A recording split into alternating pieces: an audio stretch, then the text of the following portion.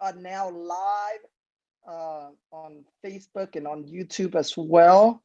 Yeah, so we're gonna have a lot of fun. So hold on here. It's still letting me. I guess as your followers increase, they allow you to ping more people or something. But I'm still going with my pinging. It doesn't stop. Normally it would stop by now. So that is just so interesting. All right, I'm Yeah, getting to my last question. yeah, it's letting me also continue to. Okay. Yes, let me ping still too. So, Tim, they might have cut you off because you have your twin in 2 rooms. I'm still a twin in 2 rooms. No, I don't. No, I'm just pulling your leg. Oh, okay. Well, I have I do have another account that I'm in this room. I gotta share with you guys, especially for those of you who are planning to be a host of this Clubhouse and you want to stream it on Facebook. I've learned so much in the last couple of rooms that I've hosted on on the setup to get it all working correctly. And so I have it streaming onto restream.io, and then from there it streams into my Facebook wall, my Facebook groups, and on YouTube Live as well. It's just the whole setup. So I have a separate phone with a different account that is just on as a listener only, so it doesn't have any speaking rights, because otherwise it will mess up the audio, the way that it's set up. But yeah, it's been an amazing learning journey. So we have some really good. Hey, panelists, help me as you see some top players that come into the room. Someone that would share some really good stuff. Please help me invite them to the panel. And so okay, well, I am gonna officially kick us off now. Thank you everyone for joining us today. We're gonna have a really cool, great time today talking about wholesaling and scaling your real estate investing business. Hey Gary, can you mute real quick, buddy? Awesome. As you come on stage, everybody, please mute yourself.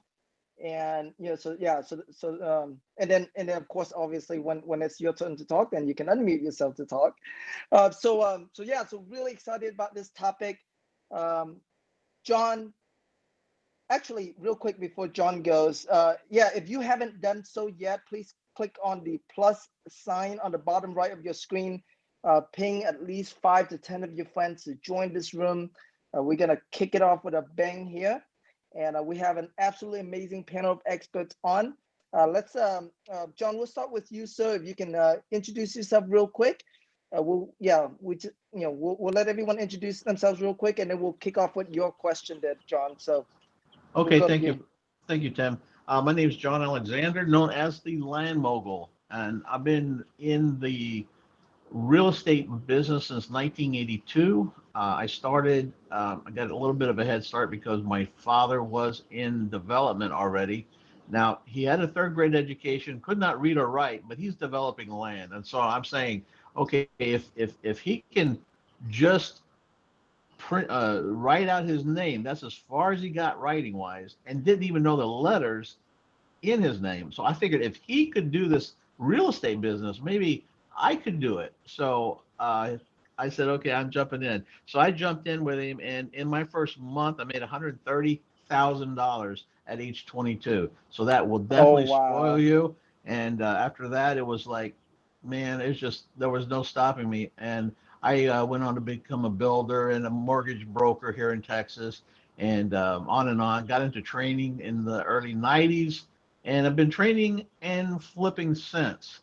Primarily in the last 7 years, I've just focused mainly on land itself, and took 5 years away from training altogether just to develop my all my techniques of flipping the land, anywhere from small cheap properties all the way up to higher end properties, and that's what I teach and mentor on today. And I love it. I mean, this is a business where I never had to have a job my whole life. So if you're jumping into real estate right now, you can, if you stick with it and just pursue it, you can make it happen for yourself. There's ups and downs on the market. There's twists and turns. You get through those, and you learn with each one, by the way, and you can have a very successful career that will take you all the way through your life, just like my dad did. 2 weeks before he died at age 89, he was still flipping properties. That's absolutely amazing. I can't wait to hear your whole journey of how you scale up, scale down, and your reasons behind them. So super excited to learn from you today, John. All right, Rod, we go to you, sir. Rod, are you there? Can you talk? Okay, we'll go to you, Richard. No, I'm here, guys. I'm sorry, guys. I'm actually doing a seller meeting and walking through, taking pictures of a house, and it's a dog next door that's barking. So what I want to do, if we can just kind of move on, and then I'll come back towards the end, okay? Perfect, Rod. All right, thanks, buddy. All right, Richard, we'll go to you, sir. Okay, this is Richard Roop with richardroop.com. And if we're talking about scaling a business, I'd like to suggest that everybody that there are 4 levels of entrepreneurship. The first level is level 1, which is school, where you're not doing deals yet, and you're getting educated, you're getting things set up, but you're not doing any deals. Level 2 is you have some marketing and you have some sales and you're doing some deals, but eventually you run out of time because you're doing it all yourself. And that's where you should be starting, by the way. And then level 3 is where you scale yourself. I call it level 3 business mastery. And that is where you implement systems and automation and delegating and outsourcing.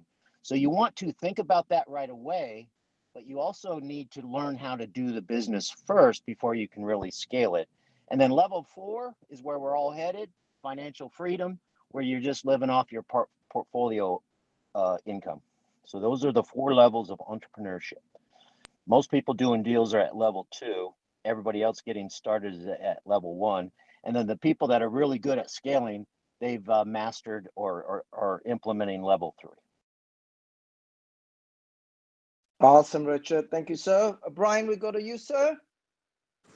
Tim, thank you so much for putting this group together. Amazing people, some folks I've gotten a chance to meet that are up on this stage. Guys, make sure you're following all these moderators. They're incredible people. I've gotten to know, if I don't know them personally, which I know a lot of them personally, I've gotten to know a lot of the other ones as well virtually. So it's been an incredible time. Tim, thank you for putting this together. Brian Tripp, I'm in Birmingham, Alabama. I started REI Live, which is Real Estate Investing Live. We're a series of meetup groups. We have 5 locations throughout the Southeast. We're in Birmingham, Atlanta, Orlando, Sarasota, and Columbia, South Carolina. Have some incredible people who run those groups in those markets. I'm a big believer in networking. I've built my entire business by networking. I started a podcast, which helped kind of really called the REI Live podcast, helped really kind of propel my career by meeting the right people. I think that you're in the right place. I love Clubhouse because this is a place that you can get a bunch of high level people together and you don't have to pay for a mastermind like I've had to do, like so many people have had to do, and you can get some incredible high level nuggets that can really help accelerate your business. So I'm glad to be here. I can only probably be here for about an hour. I've got a closing I got to walk into, and then I'm going to hop on a plane. But Tim, thank you so much for inviting me into the room. I'm going to provide as much value as I can for the time I can. Awesome, Brian. Thank you, sir. All right, Luke, we go to you. Luke, are you available? Yeah, I'm available. Hey, thanks, Tim, and everybody, and John for inviting me. So I've been in real estate for a little over 20 years. Started off in land acquisitions for a residential development company. Then I went to renovating houses. And from there, I went to wholesaling, scaled that up to about 7 people. Went into some. At the same time, I was doing commercial real estate, and decided recently was the right time to go ahead and sell the wholesaling operation, which I did just recently, and now I'm focused on commercial and self-storage facilities. So, and I'm getting ready to get that up and growing and scale that a little bit, not to the level the wholesaling was, because it's a little bit a different animal, but to get the systems in place and more automate, that asset class. That's awesome, Luke. Sounds like we're gonna have to update the title on the next call to call it Wholesaling, Scaling, and Selling Your Business. That's awesome, Luke. Keon, we go to you next, sir. Hey, Tim, thanks for inviting me to speak on this one. So my name is Keon Razi. I'm out of Houston. I am primarily an online marketer and software guy that kind of got into real estate investing. And so these days I spend a lot of my time doing online marketing, optimizing that process, teaching people how to really craft their messages in certain spaces, or just get them get them some lead gen. So I specialize in SEO. We get about 6 to 10 leads a day just from our inbound SEO websites. We do a lot of Facebook ads and SMS marketing, and we've built a skip tracing system and SMS platform that people use, and we do some trainings and things like that. So I have learned from a lot of the guys on this panel. Richard and Tim are some good friends of mine now that I'm just constantly learning every day from. And I'm so sad, Brian, that I haven't been able to attend your events yet, but I'm looking forward to it, and we're getting to know each other a lot more on these clubhouses. So I'm looking forward to get to know most of these guys even more, and I'm happy to help however I can with regards to how we do marketing and specifically online marketing. If there's any questions like that, I'm always happy to share. Awesome, Keon. Thank you, buddy. Gary, you're up next. Hey, I'm here. Sorry, I'm always getting better at multitasking. About that. So thanks, man, for having me up here. I like to kind of keep it what I'm doing to be very specific to what you're doing here for the group and for everyone that's joined, because I know to stay on topic's real key. So where I can help, I don't do wholesaling, but I do work with real estate investors and developers. So if you think that maybe my relationship capital can be of help to you, as people I know out there, there's lots of people that have problem with deal flow. I can help with that. And then if there's people that have maybe access, they need more money, I can help with that too, because I've been curating right now a relationship capital network of over about 500 million. And I've actually been opening up the doors to new relationships. Haven't really confirmed it yet, but it looks like I'll be entering the $1 billion category with that, with several different multi-billionaires that I know, that I've been getting to know, and then some locally too. So if capital is something you need, probably can definitely be something where I can help you, put you together with the right people. Awesome. All right, Gary. Thank you. Okay. I just pulled down to refresh my page. Steve, remind me of that. Thank you, Steve. Okay, Chris, we'll go to you next, sir. That's right. Thanks, Tim. Hello, everybody. My name is Chris Monroe, real estate investor out of St. Louis, Missouri. Started out wholesaling about 2 years ago.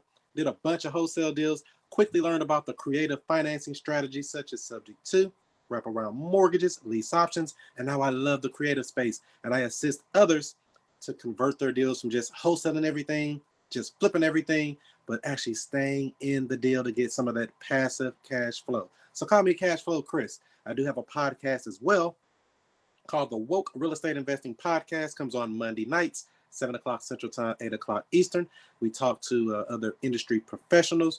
We also do case studies where we lift up the hood and show exactly how a deal was structured, how the money was made, how the people were helped, and how we found the deal, everything from the rooter to the tutor. And I also have a YouTube channel with over 250 free real estate training videos talking about all that stuff as well, at Chris Monroe STL. And I just want to say thank you for having me up. I do a lot of other stuff as well. Check my bio for that. But I'm here just to help in any way I can. And let's get it. Awesome, Chris.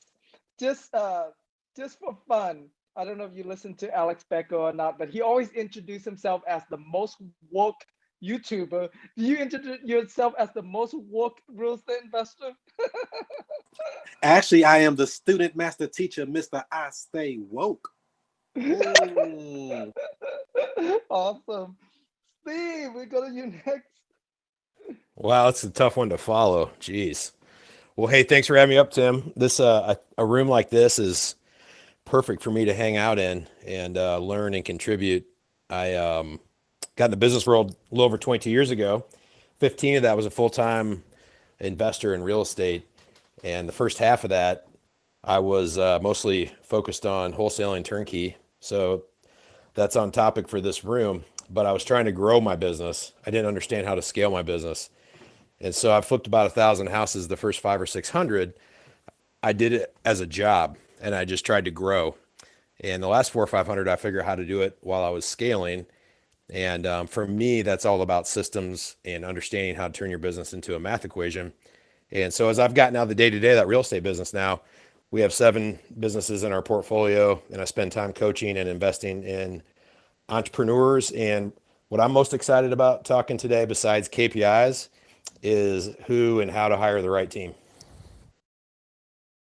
That is awesome. All right. Let me refresh my page here. Alex, we go to you next. Hey, Tim. Hey, everybody. My name is Alex Casada. I run a wholesale operation out of Orlando, Florida. We're completely virtual. We're in several different markets, about 6, 7 markets. My team is pretty much runs at everything where I'm just more focused. We have a lot of systems and processes in place where now I'm just focusing and working on the business rather than in the business.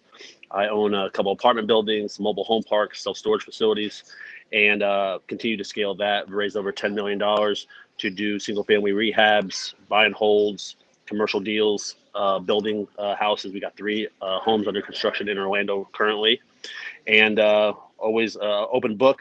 I also own on my open book, if you have any questions or I can help anybody in any way, I also own a call center in Colombia where we do go calling for our staff. And we do it for several other affiliates and other wholesalers, and now starting with some agents throughout the country. And we're in about 31 different states calling for other people. We also have a CRM, custom CRM for wholesalers. We do skipping, data pools. So if I can help anybody anyway scale their business, or just start off, give me a call, follow me on IG, and would love to connect with other folks who are investing or needing help with. Alex is a beast. Awesome. He sure sounds like it. Alex might challenge Chris for being the most woke. All right, Rebecca, lady boss in the house. Hi there. I'm just here. I'm a magnet to Chris Monroe. I just follow him wherever he goes. But yes, thank you for having me. My name is Rebecca. I'm a real estate investor and wholesaler in New York and Florida market. I've been in the real estate and lending game since 2004. I love working with seasoned investors and teaching and mentoring newcomers. I'm happy to learn from the best of the best, just like every moderator here, and most of all, contribute any form of value any way I can. Perfect. All right, Rebecca, thanks for being here. Definitely, we always love to see more women in the, in the industry and especially on the panel. So glad to have you here. All right, Brent, we go to you, sir. What's up, Tim? So we're just introducing ourselves for right now. So yes. Perfect. All right. So my name is Brent Franklin. I'm a entrepreneur over here in the Houston market. So I own a real estate business and a oil and gas company, and I'm a private lender, and I own several little businesses. And I'm actually out here in Mexico on vacation for the 3rd week right now. So I saw Tim was on here, and lots of other good people, Luke and Richard and all these other guys that I've been in the room with several times. And so I'm kind of addicted to hearing the bombs get dropped and the jewels. So I just wanted to drop in here and, give advice or help where I can. And, that's about it. Do a lot. Hey, Brent, awesome. It looked like you made it. Looked like you made it through Inauguration Day at least, right? Man, I was, you never know what's going to happen. So, I mean, it's, all you can do is pray and, do the right thing and then hope that the people in society don't go crazy, Yep. Awesome. All right, Brent. Okay, I'm gonna reset the room real quick, and we're gonna do some fun stuff today. So, yeah, as you guys heard from our panel of experts, absolutely amazing panel, very successful investors. Yeah, some of them goes way back, 20, 30, 40 years worth of experience. Combining here, I mean, we're talking about millions, if not hundreds of millions of dollars worth of transactions done in this group. So absolutely amazing panel of experts. You guys click on the bio, check it out, read it, and follow them. Whenever they share and you resonate with them, make sure you click on the notification bell button so that way whenever they're speaking in a room, it'll ping you, it'll notify you so you can join in and listen into what they have to share. Okay. We're gonna do something really fun today. I'm gonna put the panelists on the spot here, but so we want to encourage you to ping your friends to join the room. So if you guys do this for me, so whenever you ping your friends, take a screenshot of that, direct message me, DM me on Instagram with that screenshot. Every hour, we're gonna I have an assistant that's gonna go through and randomly pick one winner for that hour for a free 1 hour coaching call with me. And if you have a request for someone else other than me for that coaching call, put it in that DM, and I will ask them obviously for their permission if they're willing to do it. And also too, panelists, if any of you here right now are willing to be on that list of coaches, of that list of experts for those drawings, do let us know right now. Let us know right now so that way, like we'll all offer ourselves out. Absolutely. I'd definitely be willing to do that. Awesome, Rod. I got something very special, and this is called level 3 because I'm going to leverage myself. A number of years ago, we created a program called Business Mastery for Real Estate Entrepreneurs. It's how to take your business to level 3, how to do exactly what we're talking about as far as scaling your business. And we lay out all the positions in your business, okay, as far as who you hire first, all the positions you would hire, what are their roles and responsibilities, what is their compensation, what is their training program, what incentivizes them. And it's a $1,500 program, and it's all online now. And if you go ahead and pick a winner, Tim, on that, just get me their email and I will turn that on for them at Repodia.com. Awesome. So yeah, so if you're a winner, I guess here's what I'm gonna do. When we identify that you're a winner, you just let me know, like who you want to have that 1 hour coaching call with, and I'll ask that person, okay? Whether it's with me or with Rod or Richard or anyone here. So awesome. Rod, go ahead, John. Yeah, I'll also jump in there, so I'll be glad to have another conversation with somebody. If you are looking at getting into the land side of the business, and I'll also throw in like my best-selling book right now is How to Flip Vacant Lots. So I'm going to also send you a paperback version of that. Well, that's the only way it comes anyway, but I'll get that to you as well because that will step you through how to flip these vacant lots. Perfect. Awesome, John. Really, that's very generous of you. John is one of those people that I have personally followed since I started real estate investing years ago. And I mean, every single time that I take, I take action from what John shares have made me tons of money. So thank you so much, John. Really appreciate you for offering that. I appreciate you too, Tim. Awesome. Yeah, I'll ditto that. I've followed John for a while now and Tim and learned a great bunch. So I'll donate an hour of my time for the winner also regarding self-storage, anything I can contribute through my journey. And also they can join me on my Tuesday and Thursday shows at 9 a.m. Central Time on Clubhouse. So yeah, I'll be glad to do it. Count me in, Tim. Yay. That's great. I'm writing down other names here. Yeah, so absolutely phenomenal. Yeah, so as we go along, if any of the experts, panelists wants to yeah, donate an hour of your time to one of the winners, let me know. You can count me in, Tim. Nice, Alex. Thank you, buddy. All right. I'm in on that too. So if Awesome, if you want to put me down for it, I'll be happy to help. Awesome. So yeah, all right. I think Yeah. Brent, you got to throw in some gambling lessons in there. And hey, a lot of people they follow it. Not everybody posts all their losses. So that's the big great thing about social media is you got to kind of make it seem however you want to make it seem. Gambling goes. Everything that we're doing in the industry is gambling. Some of it just has a little bit better due diligence, and so I can always give you some tips on gambling. Tip number 1: don't do it. So. Hey, I have an appointment, so I'll be out and then coming back in just to let you know. Sounds good, Luke. Sounds good. All right. Rod, we're gonna circle back to you. Are you available now to introduce yourself? Okay. All right. Okay, guys. So we're yeah. So just quick reminder again. Remember, ping your friends. Take a screenshot of it. When you do that, send it to me every hour. I'm gonna pick a winner, and you get an hour of coaching call either with me or one of our experts here on the panel.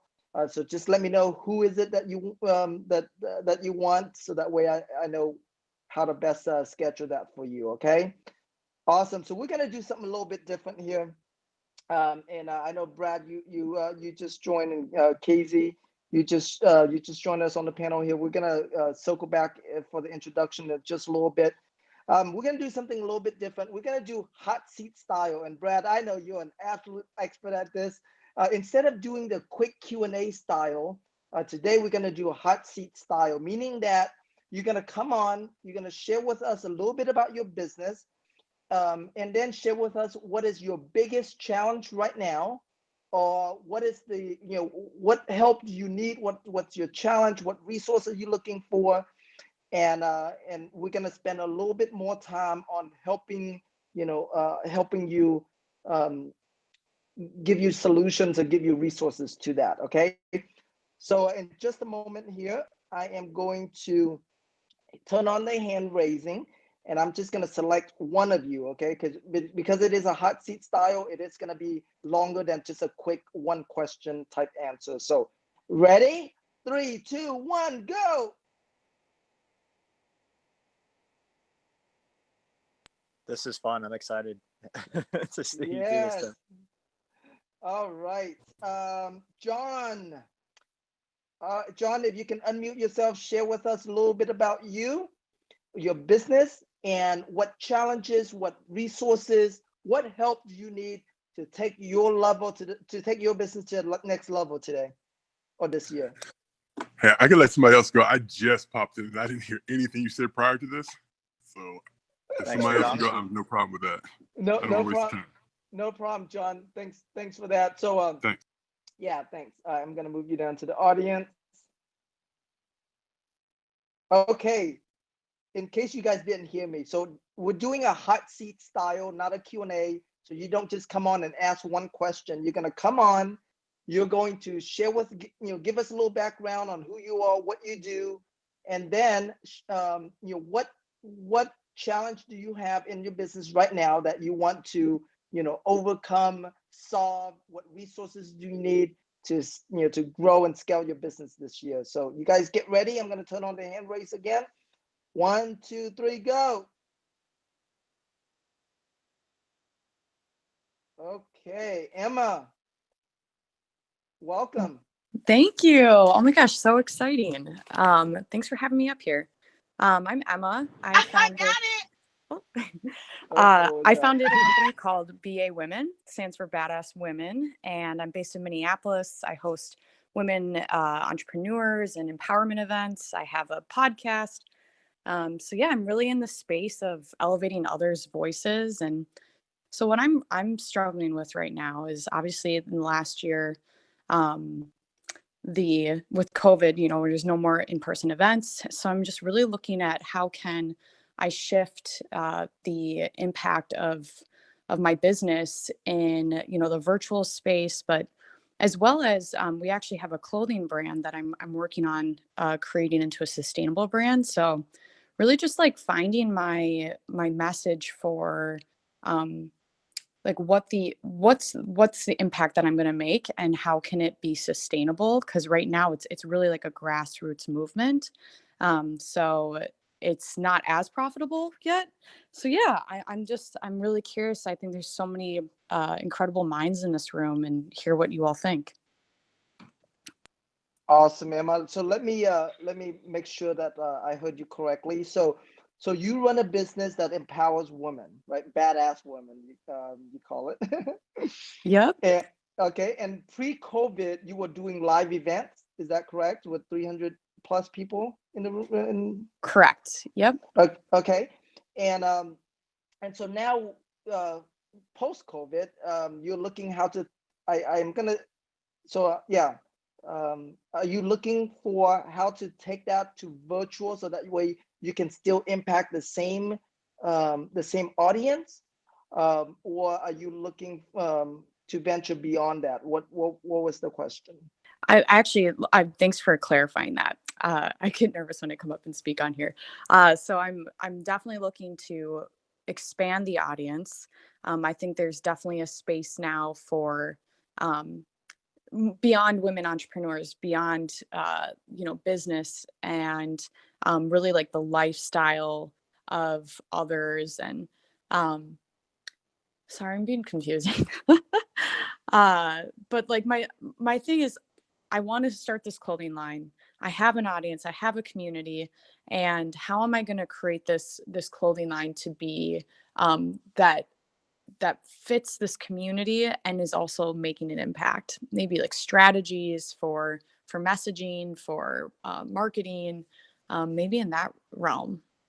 Okay. And okay, so is this clothing line serving that badass women's community that you were serving pre-COVID? Yes. Okay, great. All right, I think I got an idea of what you're looking for.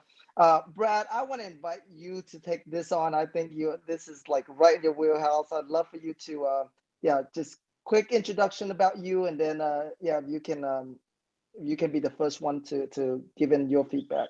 Give Emma Sure your thing. feedback. Hey, Tim, how you doing? Thanks for sharing, Emma. That's a really great question that you had there, and hopefully we can help you out today. So my name is Brad Hart. I run a company called Make More Marbles. We really focus on helping people build mastermind groups. Tim actually and I met through a mastermind he ran, and then he became a client later and helped grow his mastermind. So I've been doing this a long time. I've been a part of 30 of these and started dozens of my own and done them all over the world and helped a lot of people do them. So that's kind of my jam is doing these, and I love them. And I wrote a book on the topic called The 8-Minute Mastermind. You can check it out at 8minutemastermind.com. But to help you out, first and foremost, I just want to be clear on one thing. So the sustainable brands, what stage are you in? How much have you sold? And what do you need it to do in order for this to be like a winning brand for you? Yeah, so I haven't with the clothing. So far I haven't created the clothing that is through sustainable. I have a couple different manufacturers that I'm literally meeting with on Monday. But all the clothing that I've sold thus, like so far, has been through just your generic t-shirt shop. I've sold almost 1,000 units. And yeah, so I'm just looking to, I have this brand and this community, and to just elevate it and not be, just a t-shirt that has a logo on it, but something that really makes an impact and a statement. Yeah, And so like it sounds women, like clothing is the secondary thing, and yeah, impact is the first thing. yes, so absolutely. If you can, like, doing this for the last 6 years, building Make More Marbles, my original goal is to reach 1 million people, and it was a really like fuzzy goal. And as time went on, I got clear and clear on what that goal was and what the metrics were in order to track it. And it took us 3 years. We reached 1 million people. Cool. And now we're really clear. Like, we work with entrepreneurs, investors, philanthropists that want to generate, grow, and give their money and their, along their core values. We help them with masterminds, money, marketing, mindset. So like, the clearer you can get over time and continue to repeat those messages, the more you're going to polarize and attract people who can help you spread the message, who resonate with the message, who can introduce you to people, connections, resources, opportunities, and systems that are going to allow you to really move that message out to the world. And as you do that, you're going to see a really big ripple effect and domino effect, and it's going to continue on. And then maybe you come up with a partnership, you know, that aligns with your values too. So for example, we're a huge partner of Tony Robbins. We became an 8 out of the last, in their last big affiliate promo last year at 5,000 affiliates.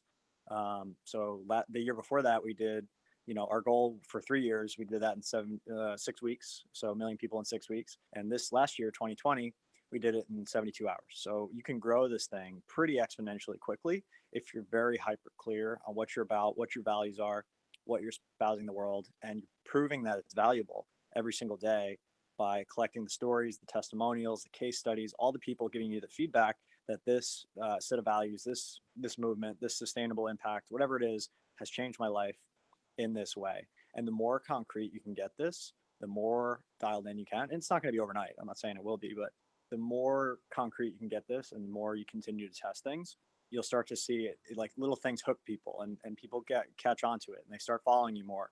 And as time goes on, you'll really like be able to differentiate yourself in the market. You'll know what you're about. You'll know who you help. You know how you help them, and you'll be able to communicate that in a way that's very succinct and very clear. And that's a long way to say it's like, it's not an overnight thing. It's going to be consistent, but I would think about all the different ways you can help people, not just clothing, and begin to build products and services for them by asking them, hey, how can I best support you right now? Since you know yourself better than anybody else, what are the tools, resources, and support that you need right now? And if you can't offer it right now, find people who can and work away into the deal, be an affiliate for them. And that's how I grew my business. And honestly, it's, you know, not the first business I've built, but it's been the hardest because it took me so long to figure out that it's not about me. I have to make products and services that benefit the people who I'm trying to serve.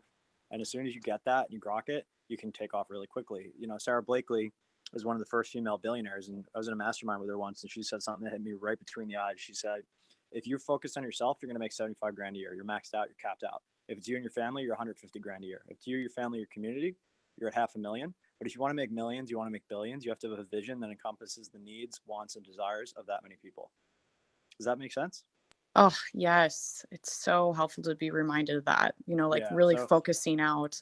The tips and the hacks and the tricks and the strategies, they'll all change just like everything in the world changes. But if your really core values are strong and you know who you are and you know who you're here to help and you know how do you do that, if you can communicate that succinctly, you'll grow faster than you can imagine. Ask one quick thing. So one of the biggest things too with it is that when I say badass women, I really struggle with wanting to like define what a badass woman is, because one of my things is I really believe that, you know, it's up to you to define what a badass is. But that's so I struggle where I'm like, oh, what's my niche? Is? Sorry, who? Kiara Mizuko. She's a friend of mine from New York who has a very strong 7-figure brand doing exactly what you're doing, targeting with similar language, that same avatar. I would just model what she's doing or hire her to show you the ropes, because that sounds very similar to her brand. And I think you guys are targeting a similar avatar. I think it's Bold Self is her brand, and it's Kiara, which is CHIRA, or just DM me and I can put it. It's Mazuko, MAZZUCCO, I believe. Thank you. I so appreciate your time. Yeah, my pleasure. Happy to help. Hey, Emma, I wanted to touch base on that if you got a second. Yeah. Okay, so I started a clothing brand. You know, I'm a flipper and a real estate investor, and if anybody took the hard way to the top, I think that I've definitely took that way. Started out with no money, grew my business. Well, I started a brand and a hashtag, and it started by taking a picture at a title company, because I have a lot of people that have watched my journey, and I'm probably not to like that national level yet, but I'm definitely climbing the ladder a lot quicker than a lot of others. And so I've been sharing my success along the way. I decided not to be a coach on the way up, just because that wasn't what I was going after. But I created a brand, and one day when I was at the title company, I took a picture of a key, and the key had said something else. It said, "Here's the key to your new home." And I put "be a fucking closer" on the key, and it blew up on Facebook. So every time that we did something, we created a hashtag, you know, for BAFC, and that kind of started blowing it up. Well, people were like, "Hey man, how can I get a hat? How can I get a hoodie?" And I created them, but I didn't like doing it because I didn't want to waste the time, and I wasn't really making any money on it. So what I did is I used really, really good clothing products, and I took really, really nice products, and I made the clothing really nice, and I put a high price tag on it. And some people will probably disagree, but I put that price tag to say, hey, if these people really want this bad enough, they'll pay for it. And whenever I did that, my demand got crazy high. It didn't really matter what the price was on it. I think I had jackets on there that I was paying $17 or $18 for, and people were paying $250 for it just because it had my brand. And I trademarked that brand so other people couldn't use it. So I paid for the trademark. And now I found a guy that he builds Shopify stores, and they actually handle all the manufacturing for you. And I can put you in contact with them. I didn't really have any desire to grow, some big business like that. But I think that I can put you in contact with that guy. And I think it's a good beginner stage that if you want to start moving some products. But I definitely think don't be afraid to charge, what you want to charge for it. Try not to just give the stuff away is what I'm saying on it. Yeah, I would absolutely love that. I will reach out to you through your profile.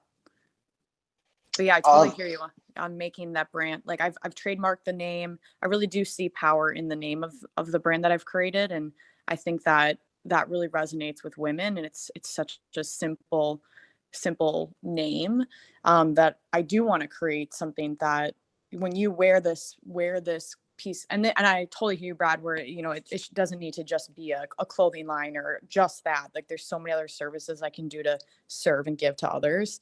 I just really want this line, like you wear this sweatshirt and you're like, man, I mean, hell yeah, like I'm a badass, so I appreciate it. Brent, I will definitely reach out to you. Yeah, no worries. And that's exactly how that's how it's supposed to make you feel. It's supposed to make you feel, good whenever you're wearing something. I mean, you don't go put on Louis Vuitton and say, oh, I'm just wearing another shirt. Like you feel good when you wear, something that's powerful for you. And so your brand's going to be powerful and impactful. And it's not just the clothing that they're looking at. It's all the story, the knowledge, and everything that you have to offer that's coming into that. So all the stuff that you do give back and the good advice, you never know when a little advice is going to change somebody's life. And that's how they're going to remember you. So it's going to just be, that great feeling. Hey, Emma, just so I know you have the clothing line and everything, I don't know if you've moderated any room on the Clubhouse, but take advantage of this. I owned a bakery. It was a vegan bakery, and it was a very specific audience. And had I had Clubhouse back in the day, who knows where my business would have been. Obviously I had a clear definition as to who we are as a bakery, and that we're not a traditional bakery. And obviously in your business, in your line, in your badass purposes, you're very clear and passionate about it. So take advantage, because I've seen rooms, not too many, but I think there is definitely room for more these type of discussion that you want to reach to, and that could be your audience right there. And also, learn more about your brand. So I think you really need to put yourself out there and take advantage of what Clubhouse is, the power of Clubhouse and what it can do. Thank you. Yes, I totally agree with you. I've moderated, but I got to start hosting my own rooms. I got to go for it. And just for making sure that you have clarity of who your customer is. So your ideal customer, from what I heard you say, it was other people reselling your product, or is it retail customers? And then you need to build your marketing around that ideal client and grow that side. So if you're retail and wholesale, that's two completely separate marketing events that you really need to concentrate on. And sometimes it's best to concentrate on one and then the other. And that badass woman thing can blend of course over both, but obviously retails could be huge as well. Thank you for that. Yep, 100% agree. Yeah, and Emma, you know Lady Boss, right? Or you know the brand? I don't know. You don't? Actually. Oh man, you still gotta check her out. So she started just doing fitness stuff, right? And so Lady Boss was all about like woman working out, building strength, and and so yeah, so in terms of like, badass woman, if you can, if you get clear on, do you want to target women entrepreneurs? Do you want to target, like what aspect, I guess, within within the whole woman umbrella do you want to start with? You can always expand from there, but yeah, by having something specific, kind of like what you were asking, what do you like, not just badass, but what does it mean to be a badass? Is it you're a badass because you're a boss? Is it is it you're a badass because you know um, whatever that is, right? So yeah, and since you're an entrepreneur yourself, um, I think that could be the segment of the market that that you can focus in on, that you can niche in on. It's like it's woman entrepreneur. So badass means badass boss, right? Badass woman boss, a lady boss, right? So Be a real estate boss. be a real estate boss, Zach Attack. Yeah, yeah, I would recommend you look. Yeah, definitely check out Lady Boss for sure, and the way she positioned her brand. Tim, let me add to that for you right now. I'll help her solve it in less than 60 seconds. Who am I speaking to? Emma. Emma. Hey, Emma. So you want to think of the four M's, right? So like you said, Lady Boss. Let's just say your name is Lady Boss Real Estate. You need to do the four M's. Your four M's are, what's your message, right? So what are you going to be producing content with?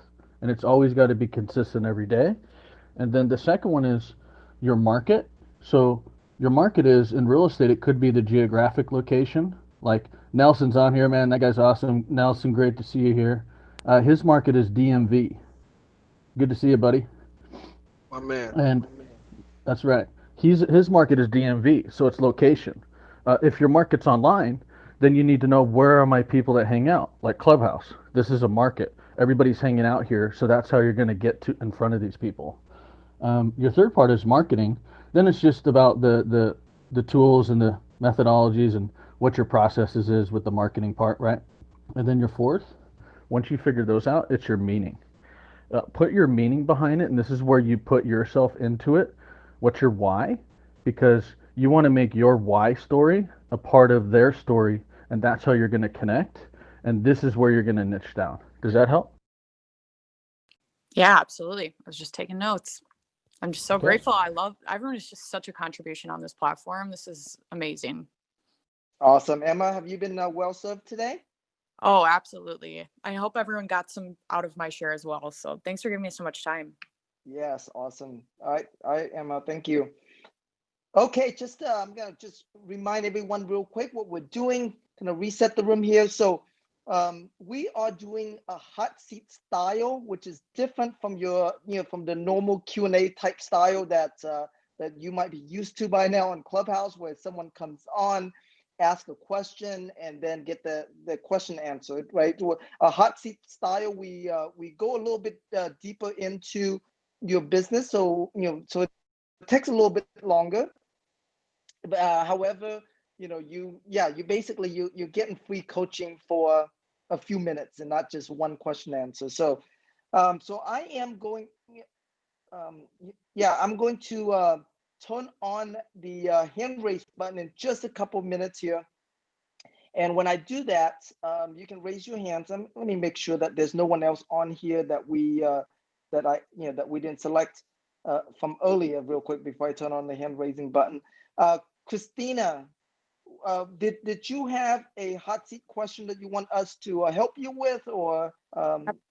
Hey, Tim, thank you guys so much for listening and listening to everyone else. And I've been listening, and it's been great. Can I ask my question now? Yeah. So real quick, give us a little bit of background about you and your business, and then what challenge or resources that you're looking for, solutions that you're looking for from our experts here. Thank you so much, guys.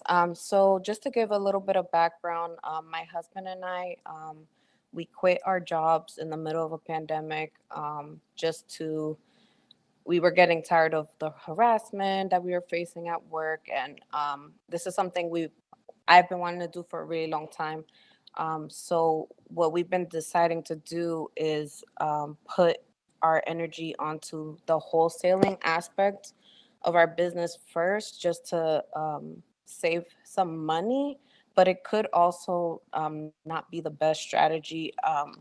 I've been listening on Clubhouse with Mr. Kevin McDonald. I'm going to go on his webinar now. He has a pretty great strategy. I just wanted to see if there was any other strategies that we can put into getting property right away, especially just because I have an educational side of my business as well, that I teach first time home buyer or second time they purchase their house, try to get them into the investment mindset of property ownership. And my question is basically revolving around that. What's the best option for us? My husband and I, we are getting our license as well, so that's something else that I wanted to mention. But if there's any feedback that you can give us, we'd love it, all of it. Tim, can I share a question real quick? Yeah, Yes, but let me get her to like elaborate a little bit. You said what's the best strategy in acquiring properties? Do you mean like acquiring properties to wholesale, or I'm looking, something else? yeah, I'm looking more for like investors. We're members of like a Boston area real estate investment association in our area. But more of the investment side, just to speed things up a little bit more. I do know we have a lot of buyers, but it's just basically getting those properties in the first place, maybe getting in more connections with realtors, etc. Okay, so finding motivated sellers in order to pretty much wholesale the deal to but the buyers that you already have, correct? That's correct. Okay, Matt, I think you can help her on it. Hold on real quick, Christina. Nelson, hold on. Christina, are you your buyers, are they investors, or it sounds like they're retail buyers? No, not necessarily. So our goal is to buy distressed, so that investors can turn these properties. However, there is a different approach that we're looking at as well, in terms of the buying and holding, so that we can have income coming in for our business. But that was our options. I wasn't sure if you guys had any additional thoughts or ideas or questions. So, so I guess my question to you is how are you going about, as far as, there's a process to go through. There's so many avenues to be able to acquire properties. What are you using right now as your main avenue to try to acquire properties to wholesale? At the moment, I will be honest, I'm helping my mom with her liquor store business. So our way of basically doing it is driving for dollars. Okay. We'll do cold calling. We're Okay. getting other marketing campaign strategy set up in terms of letters.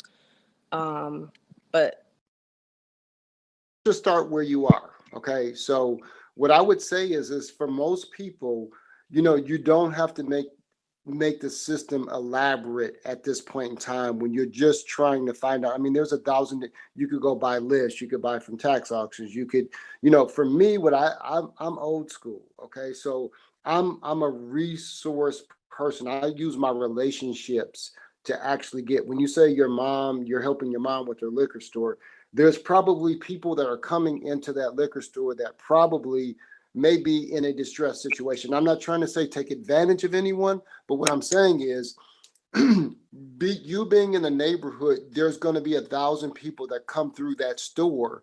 It's like if you worked in a barber shop, there's 1,000 people that come and sit in your chair over that time. You start to build a rapport with these people. You understand, even if you don't even build a rapport with them, it's about not just doing the transaction. It's not about just getting your hair cut. It's not about buying a bottle of wine or bottling a bag of chips. It's understanding those people and that they understand that that's what you do. And then so that affords you the opportunity to use that relationship, that point of contact, to be able to develop, to understand what's going on just through simple, hey, how are you doing today? And then people will start to pour out. So long story short is start where you are. And before you go out and spend money on lists, and then you get a CRM system and all of these things that are more and more complicated. You're starting from the scratch, but understand, number one, who your clientele is. You're looking for distressed assets. You're providing a solution to these people. So I want you to start, like I said, where you are, find out what their issues are, then go out and start in your neighborhood. You can start then starting wholesaling. Do you have an active buyers list? Do you have an active buyers list currently? Yes, I do. Okay, so if you have so that's a great place to start. So finding out what your buyers want and what they need is one of the great pieces of this pie, because now you can go after what is their price ranges. And so you almost have what I would say, you almost have a butt for a seat already. You have a buyer for that property. And so that allows you to, when you're getting this information from all of these sellers, you automatically know that you got one or two people that you can automatically, so you don't have to, like I said, put yourself through the grinder about going through this and overthinking this process. Use the resources that you have in front of you. And that's just the basics. If you want to talk, like I said, offline about other strategies, there's a ton of us that are on this call that probably have strategies on wholesaling. But that's where I start with. And then once you get more advanced, then I start buying lists and then getting VAs and doing all the rest of it. But I would start, like I said, with the basics. Thank you so much on that response. I really appreciate it. I definitely already been doing that. And I've kind of like forced my mother to make me be outside, but I can be inside more, I guess, to talk more to people, just because I'm not out inside often. I'm outside looking for properties, or I'm helping her deliver like her liquor or whatever with Drizzly. But I'm looking more for the distressed property, but I definitely agree with you with talking more to the. Remember this, the distressed property isn't always outside. The distressed property could be inside with a person. So distress doesn't necessarily mean that the house is dilapidated. You know what I'm saying? So, and people also refer other people as well. So just open your mind up to things that are not directly in front of you, because what you see is not always what it really is. Really appreciate. What Mac was saying as well, I mean, all that is correct, especially since like you're going to be starting from the ground up, but you do want to make sure you're focusing on one thing. I know I heard you kind of say you're going after your license, you're focusing on the wholesaling. This isn't really an industry where it's easy to succeed if you kind of spread out all over the place, if you haven't done it before. So I would say really focus on one thing. If you are going after your license, go get it. There's going to be a lot of liabilities and stuff on your end as an investor and a wholesaler, but you can still build that to your advantage as far as representing clients after fix and flips are done or whatever it may be. But focus on one thing right now for like the next 7 days. Just dial in on it. And then that way you can track your results, keep track of your progress, and go from there. I appreciate that so much, Matt. I definitely agree. I don't want to spread myself too thin, and I realize like I do a lot of active habits, or like working out and actively doing affirmations just to make sure I'm not like going crazy. So I appreciate all of the feedback. Thank you so much. Hey, Christina. So you seem like you have a little bit of knowledge of what you're doing. You just need to really get that first deal. When you say that you're looking for distressed property, just like what Mac was saying, it's not always about external and what's showing on the outside. You first have to understand, why are they distressed to begin with? Okay. When you understand that concept, then you know where to find them. For example, if people are financially distressed and they cannot afford their mortgage or make their payment, they're going to fall behind, in which case, if they do own a mortgage, the bank is looking to take that back from them, right? So if you understand that concept and now you're, learning more about real estate, you have to start there, because when you realize why the house is distressed to begin with, then you're going to know who to go after, whether it's an estate property, whether it was inherited, whether it was a probate lead, or it was just vacant. Those are your lead source. The answer is right there. Right. I appreciate that, Rebecca, so much. Yeah, I used to be a social worker.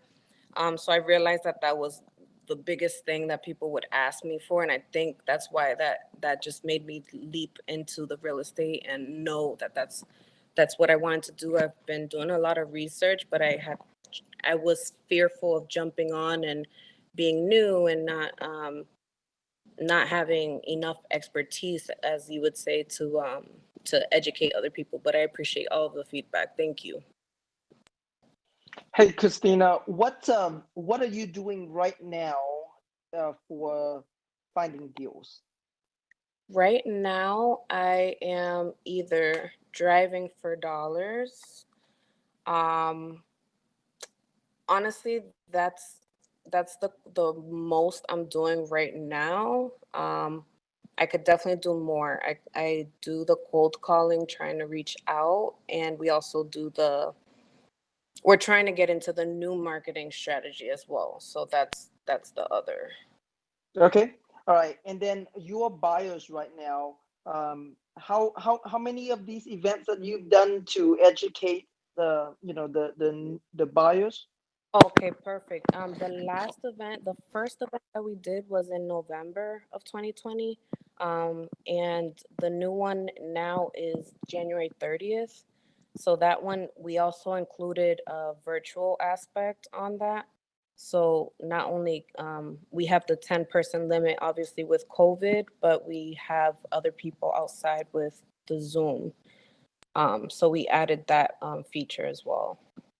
Okay, so here's my recommendation for you. Since you're already educating these buyers and you're working from the buyers first into the deals. Want to mention as well, I left this out completely. I have my mentor who is a realtor. She's also a teacher. She used to be my high school teacher. I reached out to her. I think she had met with Tony Robbins, I believe, even one time. But she's been helping me a lot, and she's the reason why she's able to teach it for us. She's basically using her expertise to help us. Okay. And one more question for you. So your buyers, what percentage of them are investor type buyers, and what percentage are retail buyers that's looking for their first home to buy and move in? Honestly, I don't have that, and I realize that that's one thing that I gotta put my energy on is asking exactly all the buyers on our list what is it that they want. So I really realize that that's one thing I gotta emphasize on. I don't have a percentages on that. Okay. Well, so I'm going to assume, just for the sake of now, I'm going to assume that your buyers are investor buyers. They're looking for either to buy and hold as a rental, or buy and flip the property. So here's a strategy that you can get deals very easily. Reach out to some wholesalers in your area. Okay. Reach out to some wholesalers in your area that have deals, and say, hey, can I do an open house at the property? Ideally, the house is vacant where the homeowner's not there. Say, hey, can I do an open house at the property, joint venture with you to sell the deal? Once I sell it, like you work out whatever that profit split is, or however much they're willing to pay you for helping them sell that deal. So the next time that you do next time you do your event, do it at the house. Right. Okay. So yeah, so now they're getting a live sort of training experience at a real house. They can see, they can touch, they can feel. So I would do that. Thank you so much. That's very interesting that you say that, because we actually host it at my house, which is where I've lived my whole life. So I don't know if that's already something that, but definitely I agree. I agree with the joint venture. I agree with that process. So I definitely, I appreciate that. Yeah, the purpose behind that idea is to actually sell that house. So it's not Yep. just to do an event, but to actually sell that house. Exactly. Thank you so much, Tim. Thank you, everyone. I really appreciate all the knowledge. Masterminds here for sure. Christina, I just want to wrap it all up by saying, look, you got this, right? Just like Matt said, you just need to focus on that one thing and just dial in. Literally, it's not rocket science. You got this. It's nothing, right? Just focus, do a little bit of research, do a little bit of your homework, and just dial in and kill the game. Like, it really isn't that complicated, but you need to put in the work. All right. So make sure you're in most of these rooms on Clubhouse that discuss real estate and have the wholesalers so you can learn a little bit more as you go. Right. But trust me, man, you got this. It's nothing. Thank you so much. I really appreciate all your help. I'm just going to hop on a webinar right now just so I can get some more strategies with Mr. McDonald. But I really, really, really, really appreciate all of your help. Thank you guys so much for investing in me and believing in me. And I love every single one of you guys. Awesome. Real quick, Christina, before I let you go, if you can share with everybody, what's the one action you promised to take action on today? Just one action. What would that be? I'm going to hop on right now is with my buyers list and asking exactly what they want. And I'm going to go into my next session for the financial freedom by March is the second one. I'm going to try to get all the people from November and January onto the second one, and hopefully I'll have that joint venture set up at an open house. Awesome, Christina. Great job. Go out there. And, God bless. God bless. Thank you. I'll move you to the audience. Okay, I see that a couple of you got moved up to the speakers. I'm not sure if you got moved up as a speaker. I'm not sure if you got moved up because you want to be on the hot seat. I do. Hi, my name is March. I do want to be on the hot seat. I have a venture that I'm doing for the first time, so I need your guidance so that I don't make a mistake. Okay. A little background about me. I was a military spouse in 2016. I courageously left my ex-husband now. He used to hit me. And the last time my son tried to jump on him, and so he got hurt. And that's when I decided to just leave it all. But since he's really so messed up, I left him our house.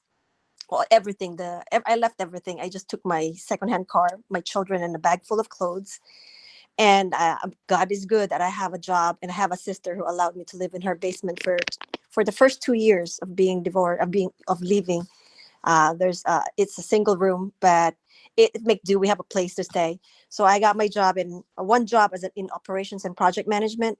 But then I supported a realtor who said, I'm good with people. I like showing houses. I'll show all your houses, but I get paid by the hour. And so I loved it. And then my job, my boss offered me to go to school, to go to college. I told him I already have a college degree. I am a psychologist in the Philippines. I just can't use it here. But can you please help me to further my master's degree? And he said, oh, we'll only pay 50% of it. And I took it. I said, I'll take it. So I took a loan.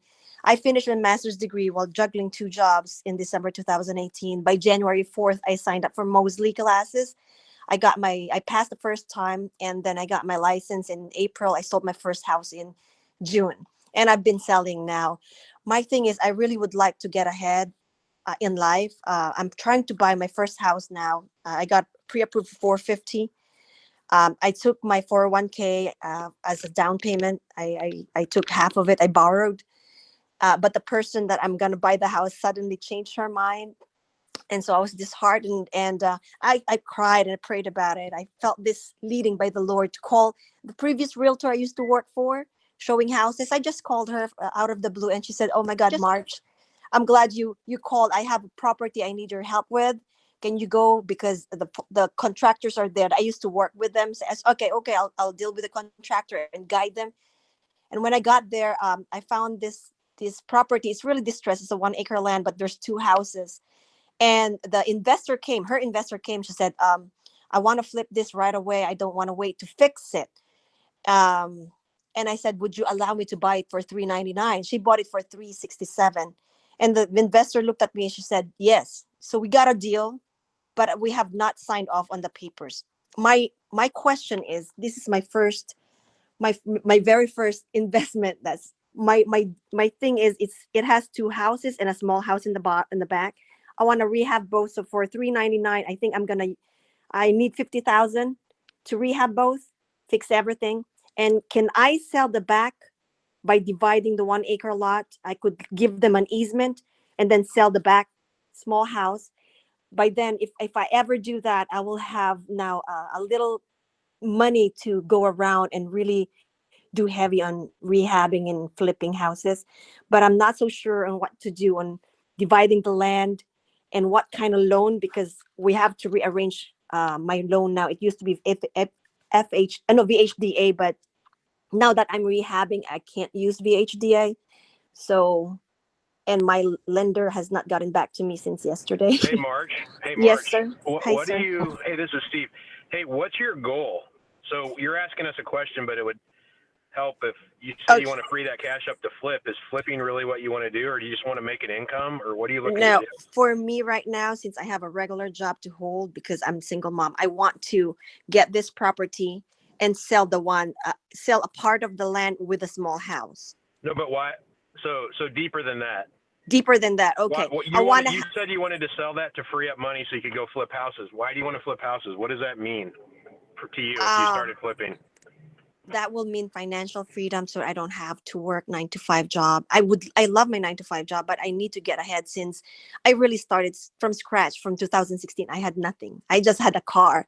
So I'm really way off behind the game, but I'm hoping to get ahead by having a little capital so I can invest again and do the same thing, rehab or rent and hold. Here's the reason I asked you. Yes, sir. If you actually just said exactly what I was going to get to. That was perfect. So you want to flip and then get some cash, and then you can rent, so you can hold and rent a property, but you have one to hold. I'm just throwing this out there that if you get really clear on what you're really trying to do this for, it may make sense to not worry about splitting the lots and the zoning and parcels, and maybe you just need to rent that other house out for cash flow. Capital is so easy to come by. If you're comfortable flipping a house, it might be better for you to have your cash invested in a property that's next to what you own and live in for income and appreciation and potentially depreciation. And you could borrow hard money or private money. Your story is so inspiring. I'm very sorry that you went through what you did, but I think it's part of your story to put you on the path you're on. And I think if you do understand the business so that you can go out and raise money from other people to come in with you to help flip houses, I think your story is going to be inspiring. So I just felt compelled to, I know other people want to chime in now, but I just felt compelled to say that to you about the plan, right? About exactly what you're going to do. Mr. Steve, that's my thing. I don't know how to bring in the resources. I have 3 people, but I'm sorry, you're breaking up, sir. This is Gary. Can you hear me okay? Now we can hear you. Thank you. Okay, good. So DM me, because I have 3 people on mine. I'll be able to fill that capital gap that you need for your capital fund structure. And then 2, I want you to talk to Nelson first. Nelson, are you there, buddy? She's in DMV, man, your area. Okay, Nelson might be tied up doing something. He's a luxury developer in DMV. That's where you are, right? Yes, sir, I am. Where is the property in the DMV? Like what? It is in Manassas, Virginia. It's by Dumfries Road. It's very nice because it's a wide highway. Yeah, I'm Okay, kind of good. familiar Sorry, with that. my Wi-Fi cut out and dropped me out for a second. But make sure you reach out to Nelson too. I also am connected with him, and I'll make sure that you get a chance to talk to him. But he's in DMV, so he's a mentor to you in your area, and he could, if he has the time, and it's something he can help with. I'm not sure if it qualifies. He's a luxury developer, but he can make sure you do this project right. Does that Thank sound you good? very much. That sounds great. Thank you for I directing just me. wanted, yeah, I just wanted to quickly say that I resonated with your story. I was a young mom at 18 and fell in love with a boy who I thought was gonna take care of me the rest of my life, who was also pretty abusive, and I left with my car and bags of clothes and my kids and had to start over when I was, I think, 22 or something like that. So I appreciate you being vulnerable and telling that story, because I certainly know the struggle and how hard it is to get from that point, and get to here. So congratulations on where you are now. You've done really well. Thank you, Leanna. The hard part, I do mentor a lot of military spouses now. People call me, I don't even know who they are, but they want to know how I made it. I think a lot of military spouses stay because of the benefits, the housing, the lifestyle, anything that's provided for you, the healthcare. It's very scary. And, going out Yeah. without money and no Oh, healthcare. yeah, I know. I'm sorry. I know. Yeah. It's very hard, but Yeah. I got 2 kids who rely on me. I can't be weak. And I No. can't wait for someone to be my hero. I gotta be my own. I'm Yeah, sorry. No, don't be sorry. I mean, I've cried many tears too, and I certainly I've been there. I understand everything. So you ever want to talk, you can certainly DM me Yeah, anytime for I sure. will. And I'm sure I will. yeah, I do business in Baltimore as well, in the DMV area as well. So feel free to reach out. Thank you, Miss Liana. You're welcome.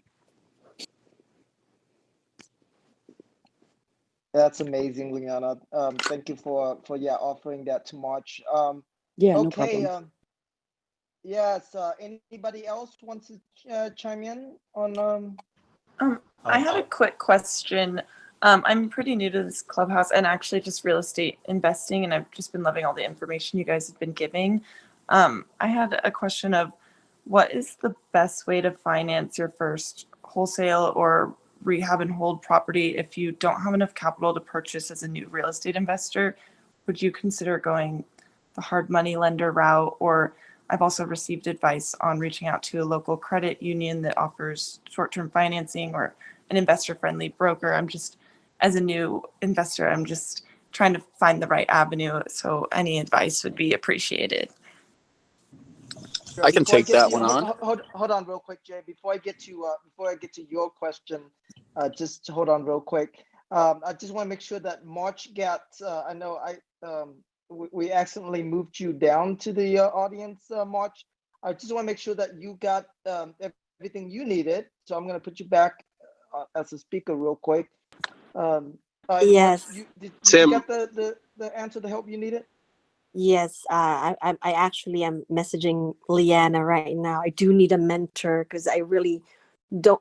It's very critical for me to take the right steps. I don't want to make mistakes, and so Leanna, if you would have me, can you be my mentor? Yeah, I mean, certainly reach real out. quick. I have contractors that might be able to help you in that area too. But I think was it Nelson trying to speak as well? Yes. I was at the grocery store, so I really wasn't paying attention, but I was there at the end. Tim, could you quickly summarize what March's situation was? I don't mean to backtrack, but could you quickly summarize it to me, please? Yes. So March has a property that she's looking at right now. It's 1 acre, got 2 properties on it, and she's a realtor, and she's a new investor. So her question was, can I buy this property and subdivide the lots up so that would be 2 different properties, sell one, keep one.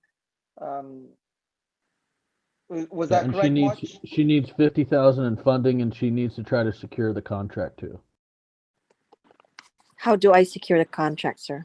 March, Yes. this is Nelson speaking. I heard you crying at the end there a little bit, and I don't like when that type of stuff happens. DM me immediately. I am going to personally help you. Whatever the situation is, I'm going to make it happen for you. Do you understand? DM me right now, and I'm going to give you my time for the next 2, 3, 4 months. We're going to turn things around for you. I promise you that. DM me right now. Awesome, Nelson. Thank you. I appreciate that because I know the struggle that she's gone through. That's awesome. Thank you, guys. Appreciate it. God bless you all. Appreciate it. Awesome. March, before I let you go, so what's the action that you're taking today away from, taking from this? What's your next action?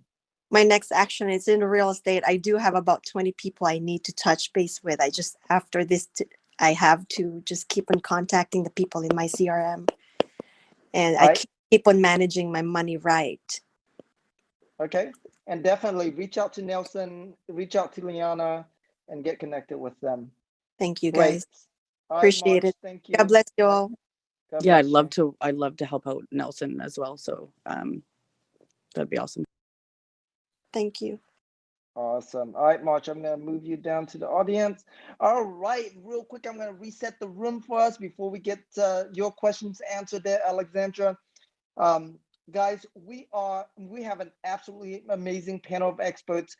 Make sure you guys click on their profile, follow them, check out, the market that they're in, what they specialize in. Reach out to them if you feel they can help you.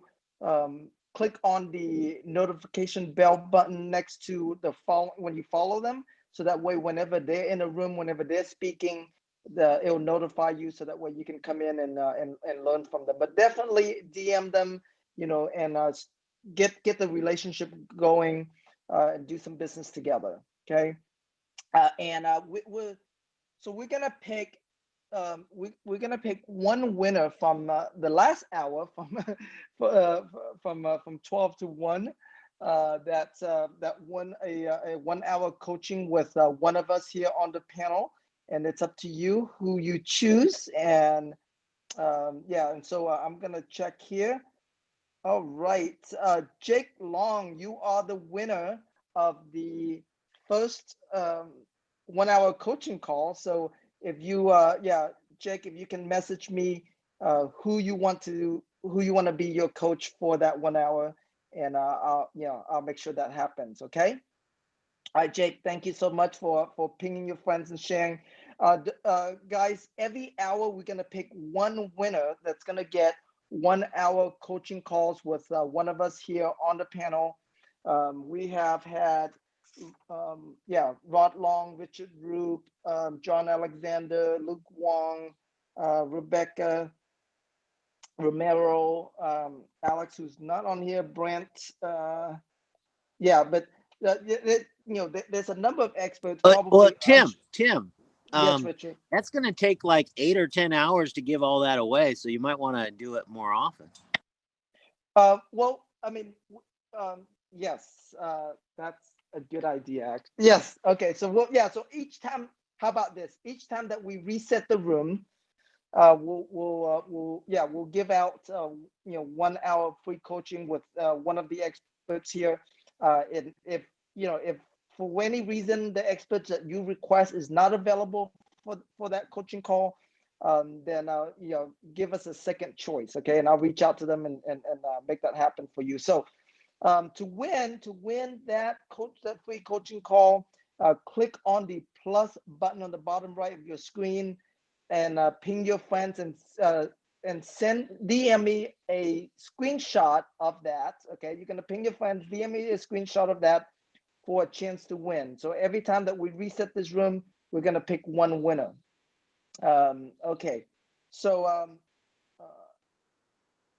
so with that, let's actually one more thing. So the format that we're doing a hot seat format, a little bit different from your quick question and answer format, where we spend a little bit more time with each person to get to know you a little bit more, understand your business a little bit more, so that way we can better our answers to you can more better help you to to really like pinpoint down into your business, support you further than just the questions that you're asking. So I'm not sure if I say it correctly, but anyways, so Alexandra, we go to you.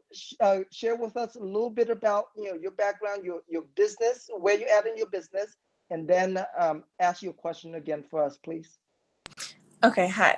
So I'm a new real estate investor. I want to purchase my first property to rehab it out. I'm looking in different areas. I'm originally from California, Los Angeles, so California is not really an option for me. So I've been looking in different markets of either like Florida or Tennessee or Idaho or Utah. So I'm pretty broad right now on where I want to go, because I still am like looking into what kind of market I want to work with. And I'm still learning how to analyze deals to the best of my ability. But pretty much my question was, what is the best way to finance my first wholesale or rehab and hold property if I don't have enough capital to purchase as a new real estate investor? Would I go the hard money lender route? I did also receive some advice on reaching out to a local credit union that offers short-term financing options, or should I find an investor-friendly broker? I just want to find the best way to finance this for me as a new investor. So if any advice is appreciated, I've really enjoyed hearing everything you guys have been saying and taking it all in. So thank you for having me. All right, Jay, I know you wanted to take that on. You want to be the first one? Yeah, sure. Thank you, Tim. Appreciate the invite. And I just want to make sure I get your name correct. Is it Alessandra? Yeah. Is that correct, Alessandra? Yeah, that's it. Okay, well, nice to meet you. And I'm Jay Adkins from the Columbus, Ohio market. And I just had a couple of questions for you. Is this a flip that you're planning to do virtually, or is this something that you're going to live in, flip it, live there for a while, and then sell it? Or what was, I just wanted to go a little bit deeper into your strategy there. So wherever the flip would be, I would live in the area, but I want to just make it as a rehab. I want to do the BRRRR strategy. So I just want to rehab, rent it out, refinance it, and then hold it. And if that gives a little bit of background. Okay. So typically, if you're going to go to a credit union or a local bank, they're going to require 20% down of your purchase and probably your rehab as well. And that's okay if you want to do it that way. We have a lot of our coaching students use hard money or private money loans, and that enables them to get into the property if they can buy it at a deep enough discount. So let's just say it's, for easy math, $100,000 house. It's worth $100,000 after it's finished. If you can buy it and fix it for $70,000, or the percentage is 70%, then a hard money lender a lot of times will let you either bring just 10% down instead of 20 with the regular bank, and some of them may not require any money down. So it just depends on your financial situation. If you do a hard money loan in that fashion, or a private money loan, their typical length of term is like 6 to 12 months. So you want to make sure you're going to be able to finish the project in time to get it completed and get a tenant in there. Most of the banks don't want to do a refinance unless you have your tenant in place and it's rented, and you have your lease agreement. So that's typically how we are doing BRRR in our particular group. Thank you. I guess my next question would be, because I've been looking into the hard money lender route as well, is just where do I find one that I can trust? Because I'm a little bit afraid that there's so many options out there. Like what should I look out for? Like what are Alessandra, what's up? Hey, so who did you contact out there? Because you can use their contacts if they know people. I'm still just looking around, and that's why I'm also on these groups, is to network with different people. So I'm still in the search. I'm still at the beginning stage of everything. You said you went out to Utah, right? Yeah, I'm in Utah right now. Well, because we connected you with a couple people. Did you get a chance to connect with them before yet, or no? I didn't get in touch with anyone in Utah, but I'm looking in different states as well, like Florida and Tennessee. So I'm still just trying to analyze which is the best market for me, and just doing my research right now. So I'm in the early stages. Okay. Somebody else can help answer it. I have Buddy, I'll send it to you on Instagram. Hey, Alessandra, are you credit worthy right now? Yeah, I have a good credit score. Okay. So, with that in mind, have you tried going to local community banks to discuss the possibilities of financing on your investment properties or your potential investments? I haven't gone to any local banks. I have gotten in touch with a lender, and I know I can do the 20% down, but I'd rather be able to refinance all the money. That's why I want to put the whole cash amount down. Yeah, so obviously you have the hard money route, but I'm a big proponent of banking relationship. That's how I built my business, all on banking relationships, and you can do it too. What you want to do is you want to go talk to 2 to 3 banks, and you want to visit with the commercial lending department. Don't talk to the personal loan side. Visit with the commercial lending department and tell them you want to establish a guided line of credit to purchase investment properties. They can start you out small, maybe $250,000, $500,000. It doesn't matter. And you want to set the terms of that guidance line.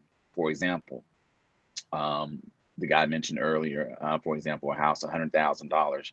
The terms of that guidance line want to dictate 75 to 80% of the after repair value of any property that you buy.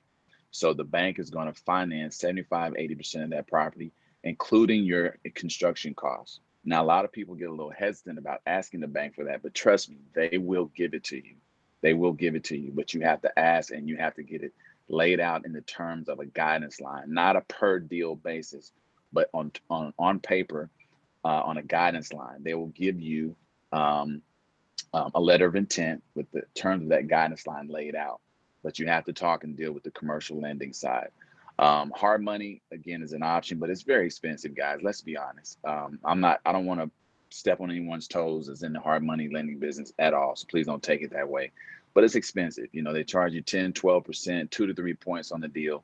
I mean, you're basically eating up all your equity on the deals that you're bringing in. You can build relationships with banks. Rates are at an all-time low right now, and you should be taking advantage of it if you have good credit. You've worked hard to have good credit.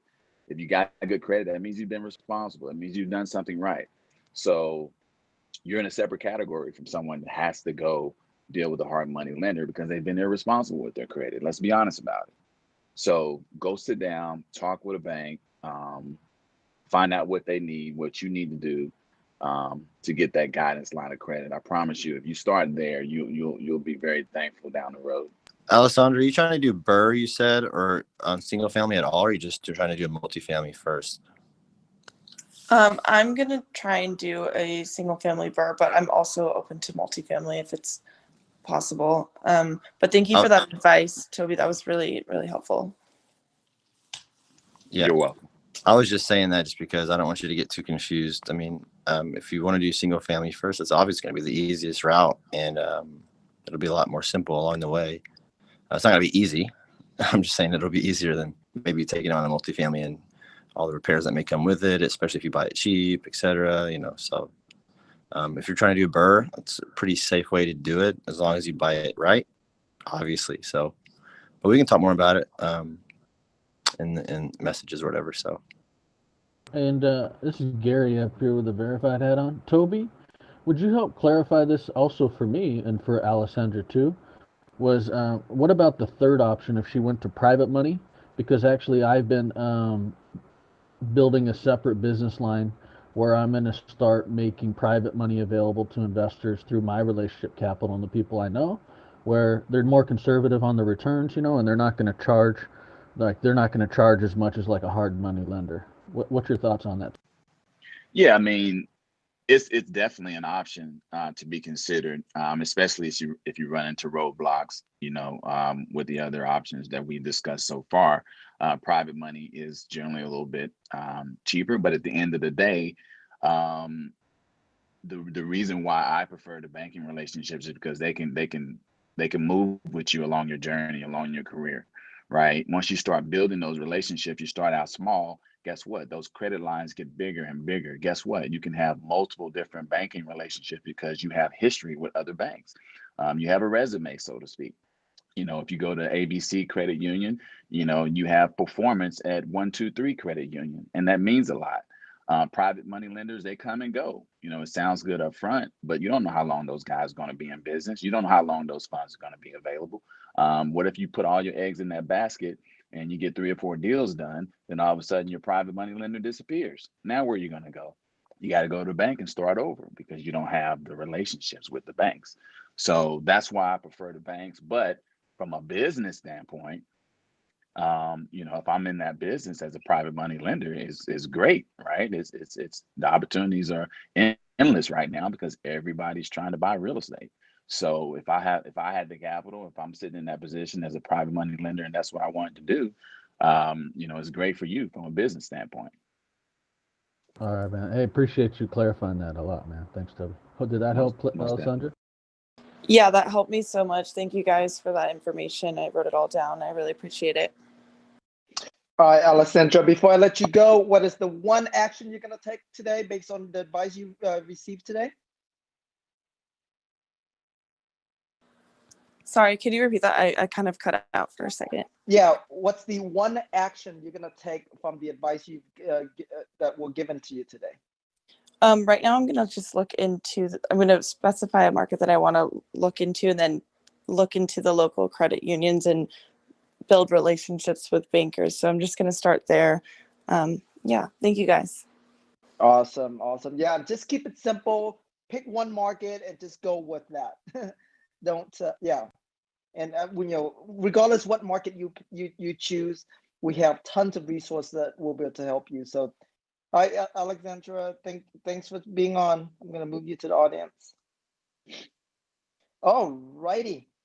All right. Yeah, as you guys heard, we have an absolutely amazing panel. So much experience on this panel.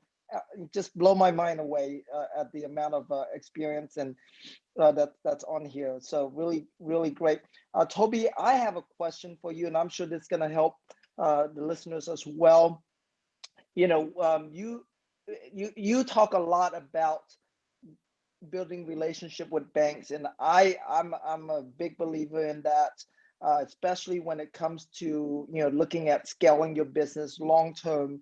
However, starting out, a lot of investors are not bankable, whether they're not bankable because of their credit, whether or not they're not bankable because they don't have the proof of income that shows for it.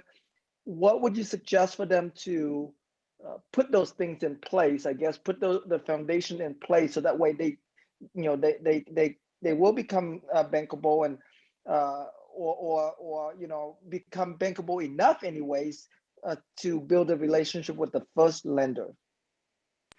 Sure. So all of my mentees, we sit down with them and we help them build their credit profile. We walk them through A to Z, what a bank is going to require from them and what they're going to need to show to the banks. So when you talk about, everyone not being in position, not being credit worthy, I get that. But, if I pulled up to your office or wherever you're at right now and I said, Tim, I got this car outside. It's out of alignment, it's leaking oil, and it's leaking gas. However, it's running. Can you drive this car down to the bank about 10 miles from here and withdraw $100? You can have it. Would you drive it to the bank? Yes. You would? Probably. Probably. So if it's that's running. So that's the risk component, right? So you're going to risk your life in a car that's leaking gas. I'm not going to do it, right? I'm going to say, hey, this car needs to be fixed first. We need to have the leaks fixed. The alignment's out. I'm not going to risk my life for $100. I'm just not going to do it. Put me in a car that's aligned, that's running well, that's not leaking. That's what I'm going to say. So to me, it's very similar to what I teach up and coming real estate investors. If you're not credit worthy, let's get you credit worthy, because at the end of the day, it's going to come back to haunt you, right? So you may be able to go out and find short-term funding right now, and you get some hard money loans. You go do a couple deals, you get some cash. Most people that get the cash, what are they going to do with it? If they have bad money habits, it's not going to change. They're going to take the money and they're going to make bad decisions with it. And then guess what? You're back to square one. Oh, I need more funding. And it's just a cycle that repeats itself. So we teach people good habits from the jump. Hey, Mr. Investor, Mr. and Mrs. Investor, you got bad money habits. Your credit's out of whack. Let's get it back in sync and let's teach you good money habits.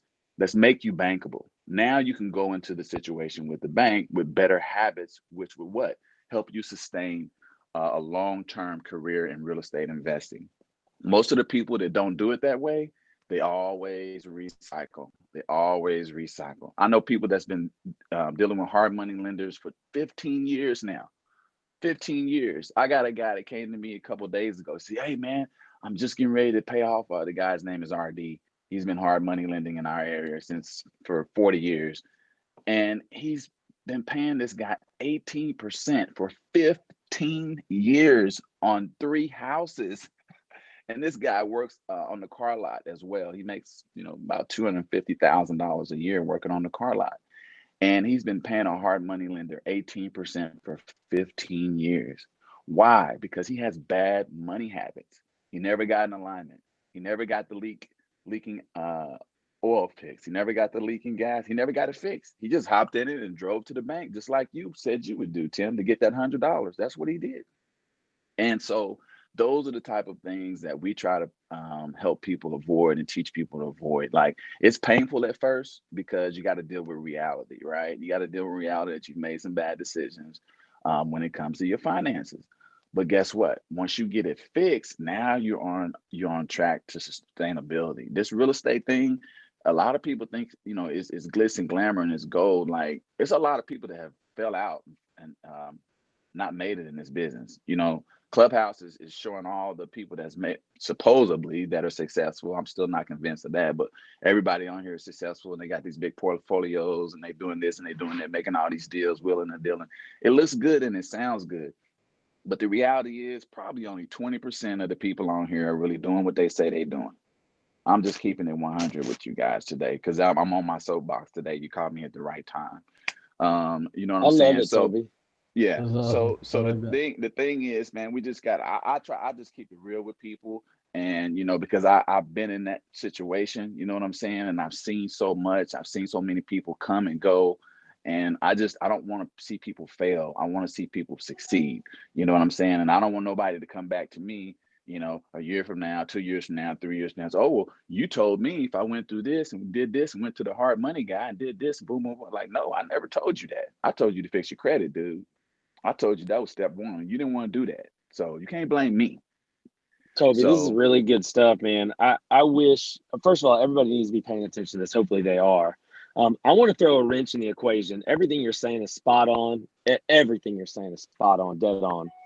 Here's my one issue, and it's only one. I have one issue with the bank. This is why I'm a big believer in both. You need to get your credit right, and you need to be bankable, no doubt about it. And the strategies you teach, I love it, man. Not enough people are talking about what you're talking about.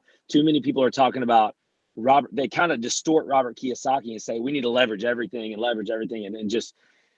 I'm a big believer in private money and banks. And here's my one issue with banks. The 5-year, almost every bank does this. It's a 5-year. After 5 years, I got to refinance. After 5 years on an investment property, I have to refinance. And here's a little known clause that most people don't know about that got tons of my friends in trouble in 2008, 2009. The bank can call a loan due whenever they want to. It's in every single investor loan. A bank can call a loan due at any time for any reason whatsoever. Very little known clause. It's in every single investor loan. And in 2008, 2009, for the mortgage meltdown, there are banks just because they're scared. It could be someone who's made every single payment and they've called notes due. And that's why I do both. I want to have private money lenders, not just for fixed. I don't want 6-month loans, 12-month loans. Those are fine. I want to find the private money guy that wants a good 6%, maybe 8% return on their investment for 15 to 30 years. Those are the people I network with. Those are the people I'm looking for. So both. I think the answer is both.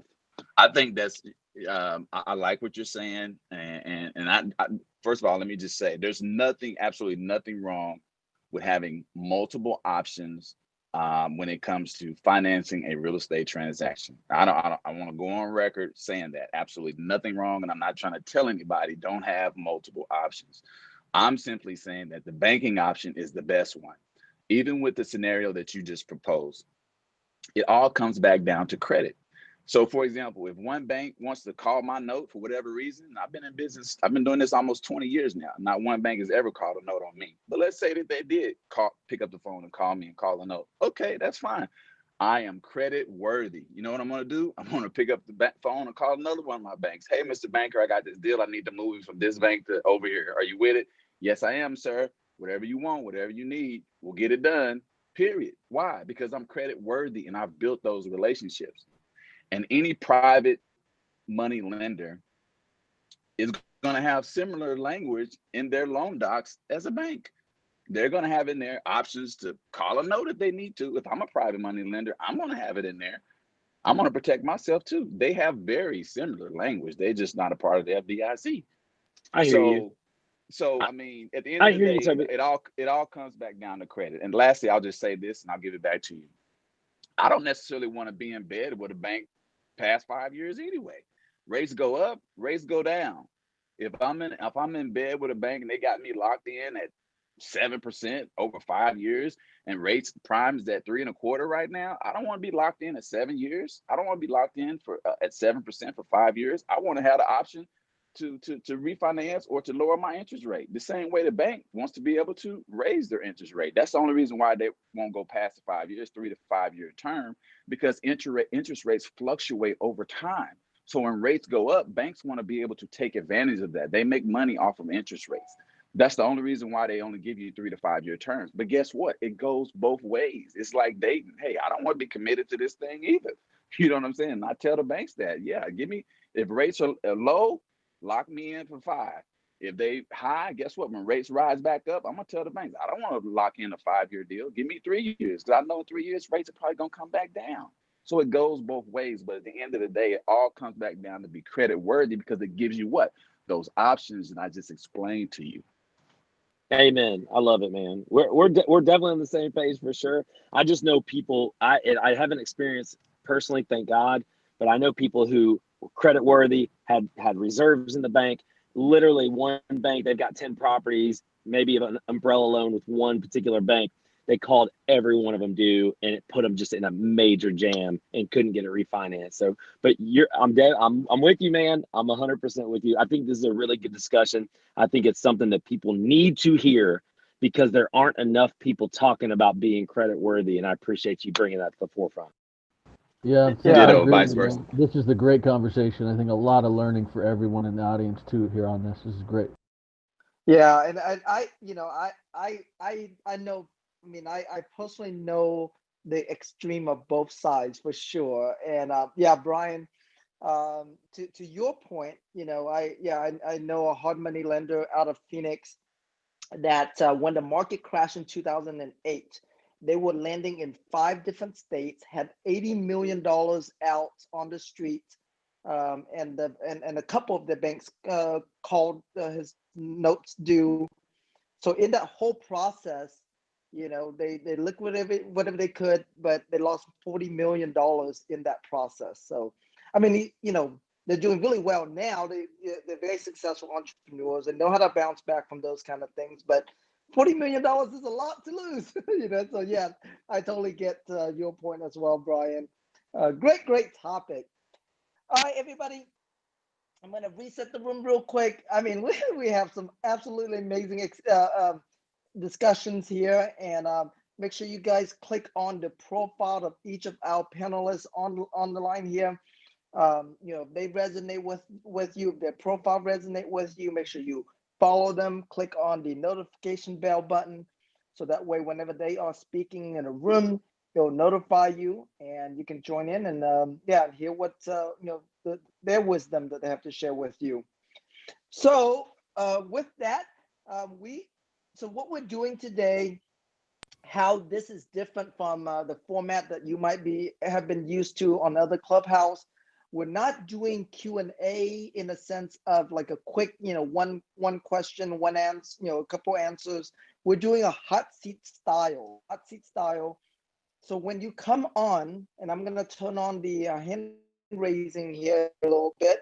When you come on, give us a little bit of background about you and your business, and then yeah, what are you looking for? What questions you have, what resources you need to help you take your real estate business to the next level this year. So get prepared for that. And each time I reset the room, we're gonna do one drawing. For those of you who have been pinging your friends and send, DM me a screenshot of that. So right now, click on the plus button on the bottom right side of your screen. Okay, ping your friends, send me a screenshot of that. And each time I reset the room, I'm gonna pick one winner, and as a winner, you get 1 hour of free coaching from me or any of our experts on the panel. And even the ones that were here earlier but is no longer here, that's still available to you. Okay, so if I announce your name as a winner, make sure you let me know who you want to to do that coaching call with. So go ahead. I like On how the you plus just button. made. I just like how you made me a part of that, man. I really like your style, Tim. Well, I did mention that whenever you choose someone to have that coaching call with, and if for whatever reason they're not available to do it, then I'll get back with you and ask for a second person. So yeah, Gary, I know, yeah, and I know some of you that, especially those of you that came on the panel, uh, later than when we announced this bonus earlier. Basically, yeah, I mean, you do have an opportunity to opt in, to give away 1 hour, donate 1 hour of your coaching time with one of our winners here. So, okay, let's see who is our winner for this past reset. All right, Cindy Guy Hawkins, you are the winner of the yes, our second winner for today for a free coaching call. So make sure you DM me who is it that you want to have that coaching call with. Okay. All right, everyone. We are gonna. I'm gonna turn on the hand raising right now. You guys ready? You're gonna be on the hot seat. Make sure you get all your questions ready. 3, 2, 1, go. Okay. Let me see here. All right. Is it Shindara? How do you pronounce your name? Shindara. Shindara. Hi, Shindara. Give us a little bit of background about you and your business, and yeah, what challenge, what help you need. Hi, well, I've been listening to Clubhouse for a while, and this is actually my first time actually speaking, so pretty excited. Really quick, I just started trying to get into wholesaling, so complete newbie, haven't closed or haven't signed any contracts yet, but I'm pretty much using my savings to go ahead and do this full time, so all the way motivated. I've been pulling lists, I've been doing cold calls. I just got in contact with a real estate agent, so trying to make connections.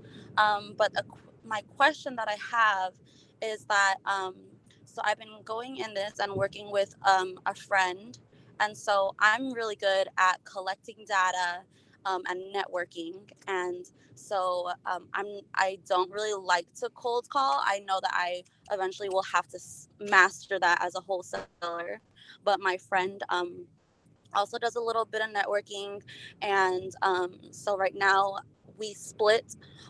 We were trying to go half and half, so I'll get all the leads and he does the calls, so I feel like we would be able to accomplish a lot more, and we were going to split everything 50-50 profits, and that also includes me having to pay for half of Mojo and PropStream, and and paying to Skip Trace and everything.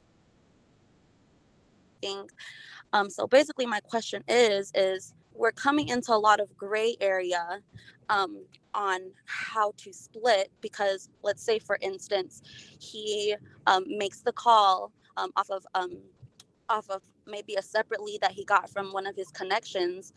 It doesn't sound fair for me to get half of that And then also same as vice versa. What if I made the leads, or I got the leads, and I just so happened to make a call on one of mine and close my contract? Would it be fair for him to get half? So basically, what would be the best structure in a partnership in the beginning of this wholesale business, if that makes sense?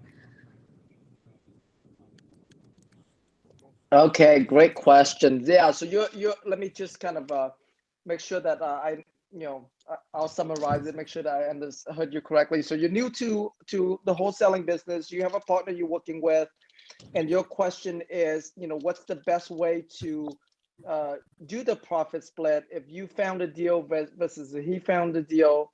Is that correct, Shandera? Right. Yes. Awesome. All right. Who wants to Hello? take? Yes. Okay, Okay. yeah. All right. Experts. Who wants to take on this question? Hi, I can take it on. How you doing, Shandera? My name is Nadia. I'm a Hi. real estate broker here in Las Vegas.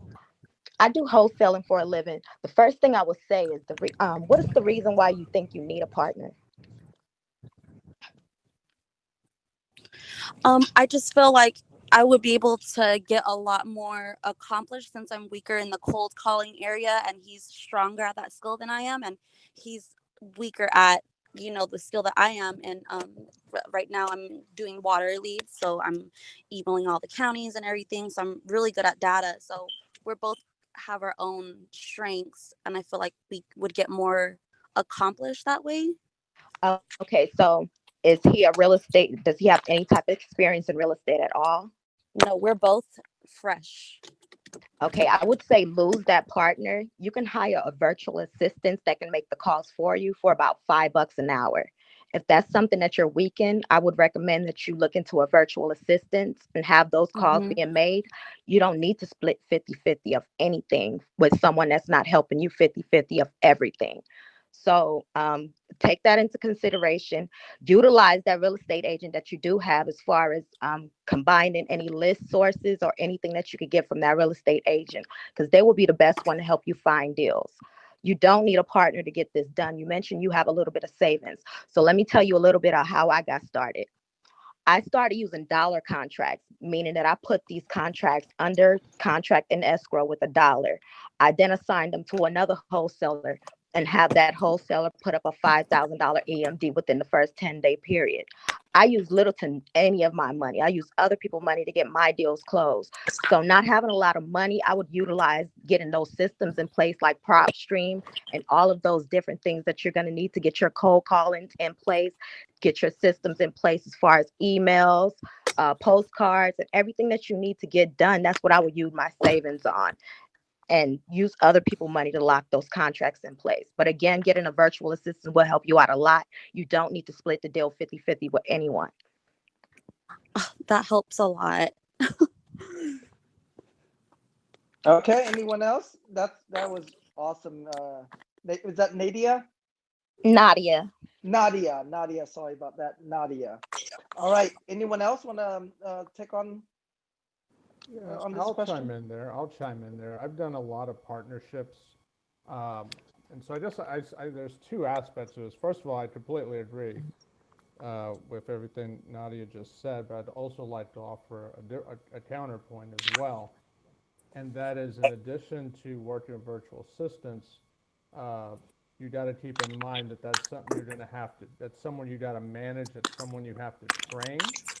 And because you're new, you are going to be taking on another hat when you do that.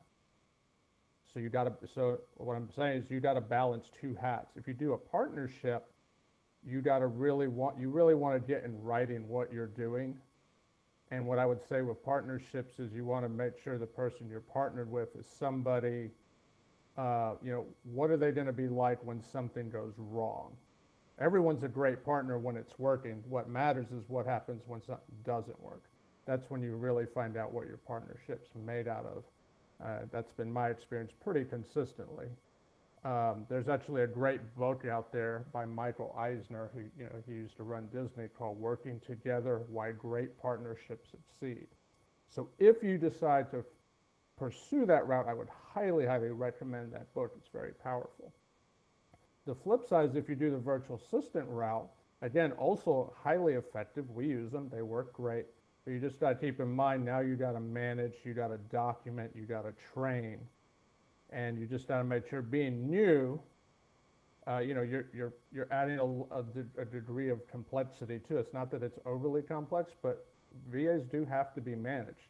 The thing with VAs is even the really good ones, and I've had one for 7 years, they're going to do exactly what you tell them to do, for better and for worse. So if you think you told them something, do it right, but if they interpret it a little bit different, you'll get a totally different outcome from what you expected.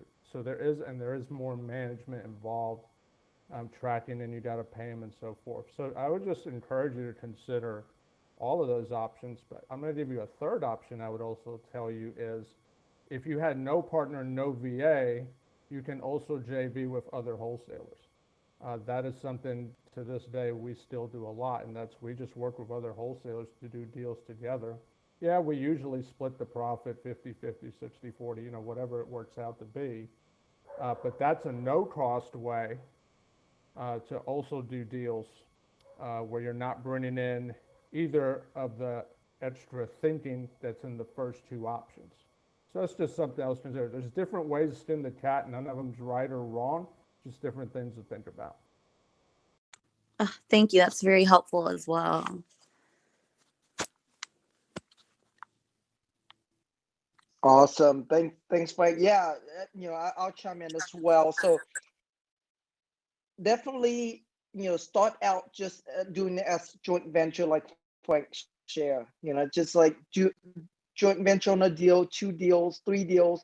Really, especially since you guys both are starting out, so you really don't know the business. You don't know what it all entails and what they're all gonna take yet, and where your role's gonna play. Yeah, just do joint ventures, not any kind of long-term partnership. And yeah, you can work out a structure that would work that would work for both of you. Let's say, for example, if you found a deal and your friend finds the buyer, then you guys work out a split. Or if he finds a deal, you find a buyer, then there's a different split. I don't know if you guys are sharing expenses like cost of the list, cost of skip tracing, cost of the phone system. If you're also sharing expenses like that, then that gives you sort of more, that entitles you to more part of the split because you are sharing that as well. Yes, yes, it does. Yeah, we are splitting the cost of everything. I think that's why I feel like I guess I needed a partner because we're splitting, the cost, just starting off to keep the cost low. Plus, we're learning together, I guess. So that's why I guess I thought so. But I think from what I gathered, probably definitely maybe joint venture in the beginning, so things aren't so complicated. But like Nadia and Frank said, probably eventually, like I would have to venture off on my own because it can get complicated as far as like who got the lead and all these things like that. So I'd like to add just a little twist for you, just in case you feel like you are committed or you need to stay in this relationship or want to.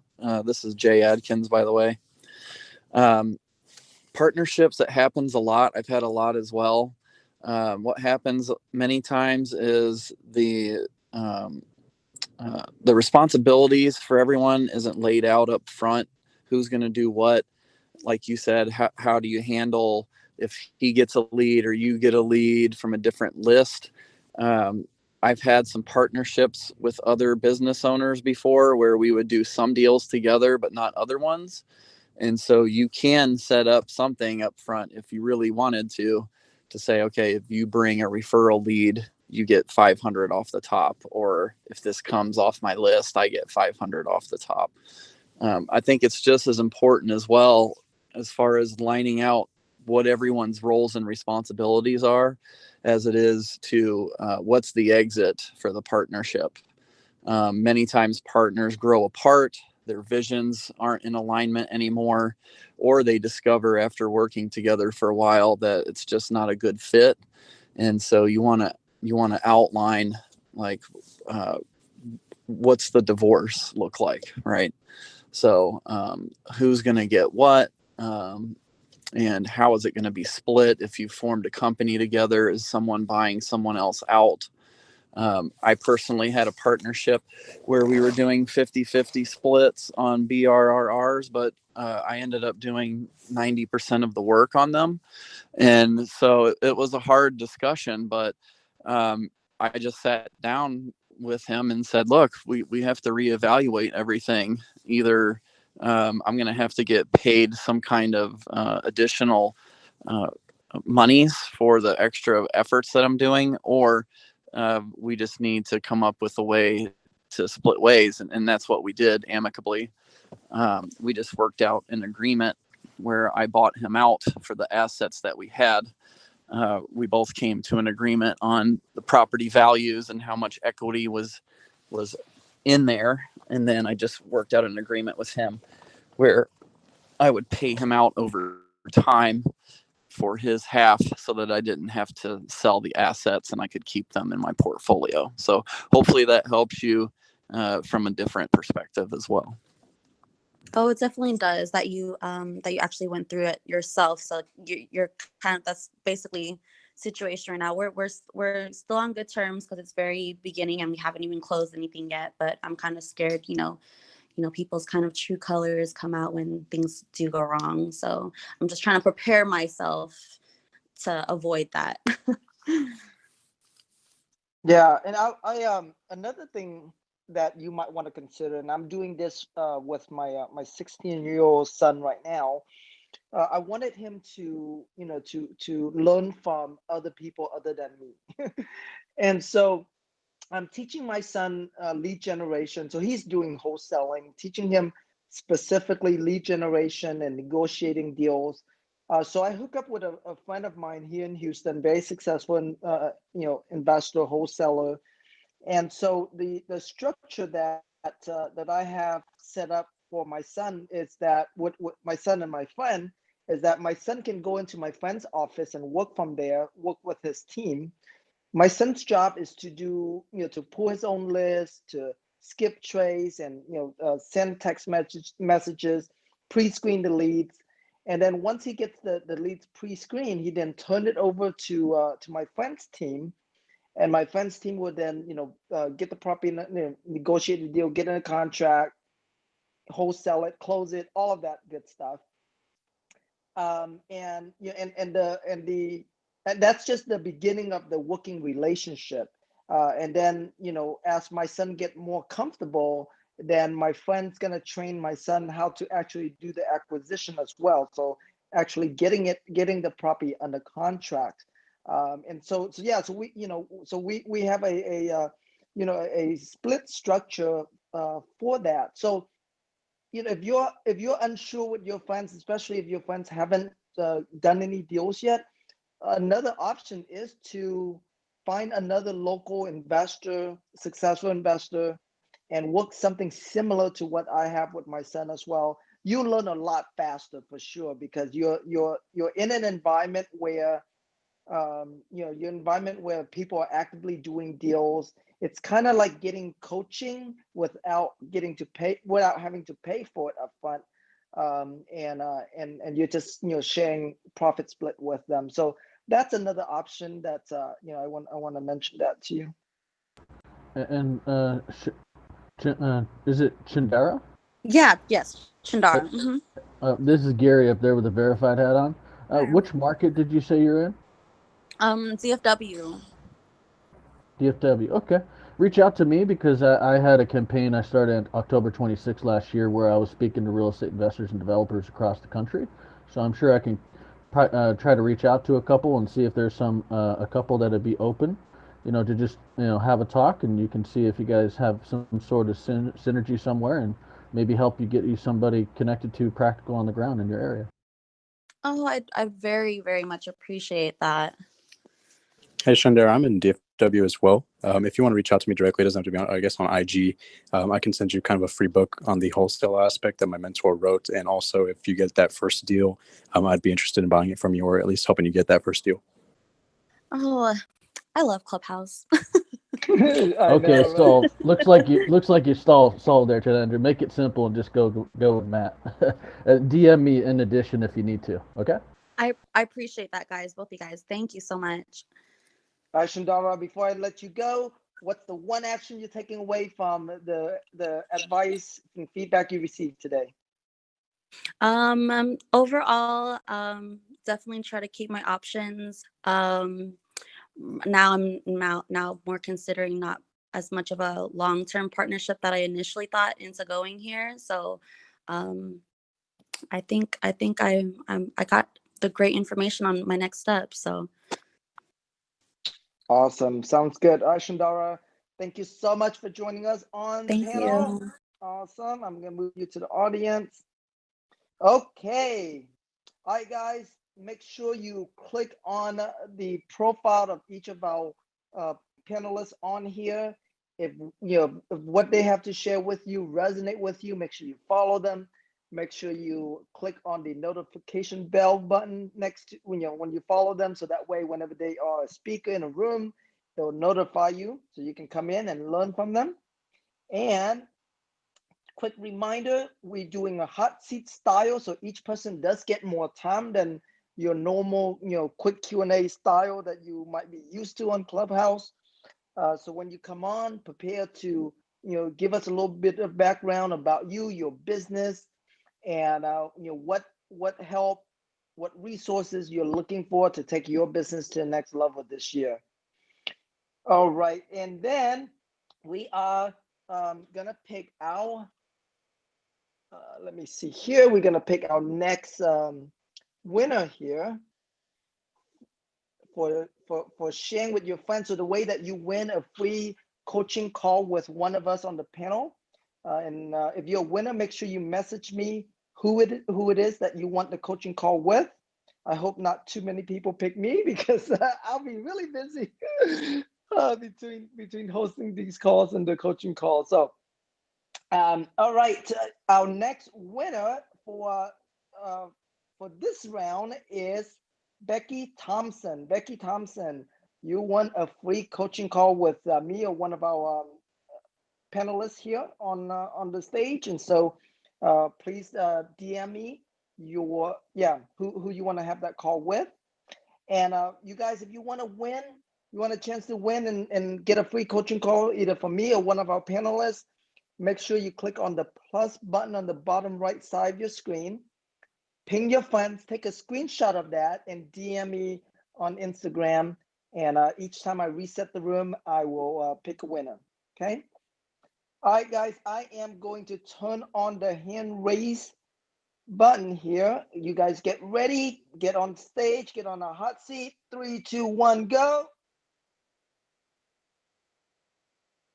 All right, I'm going to pick a couple of you. Okay, let's see who we got.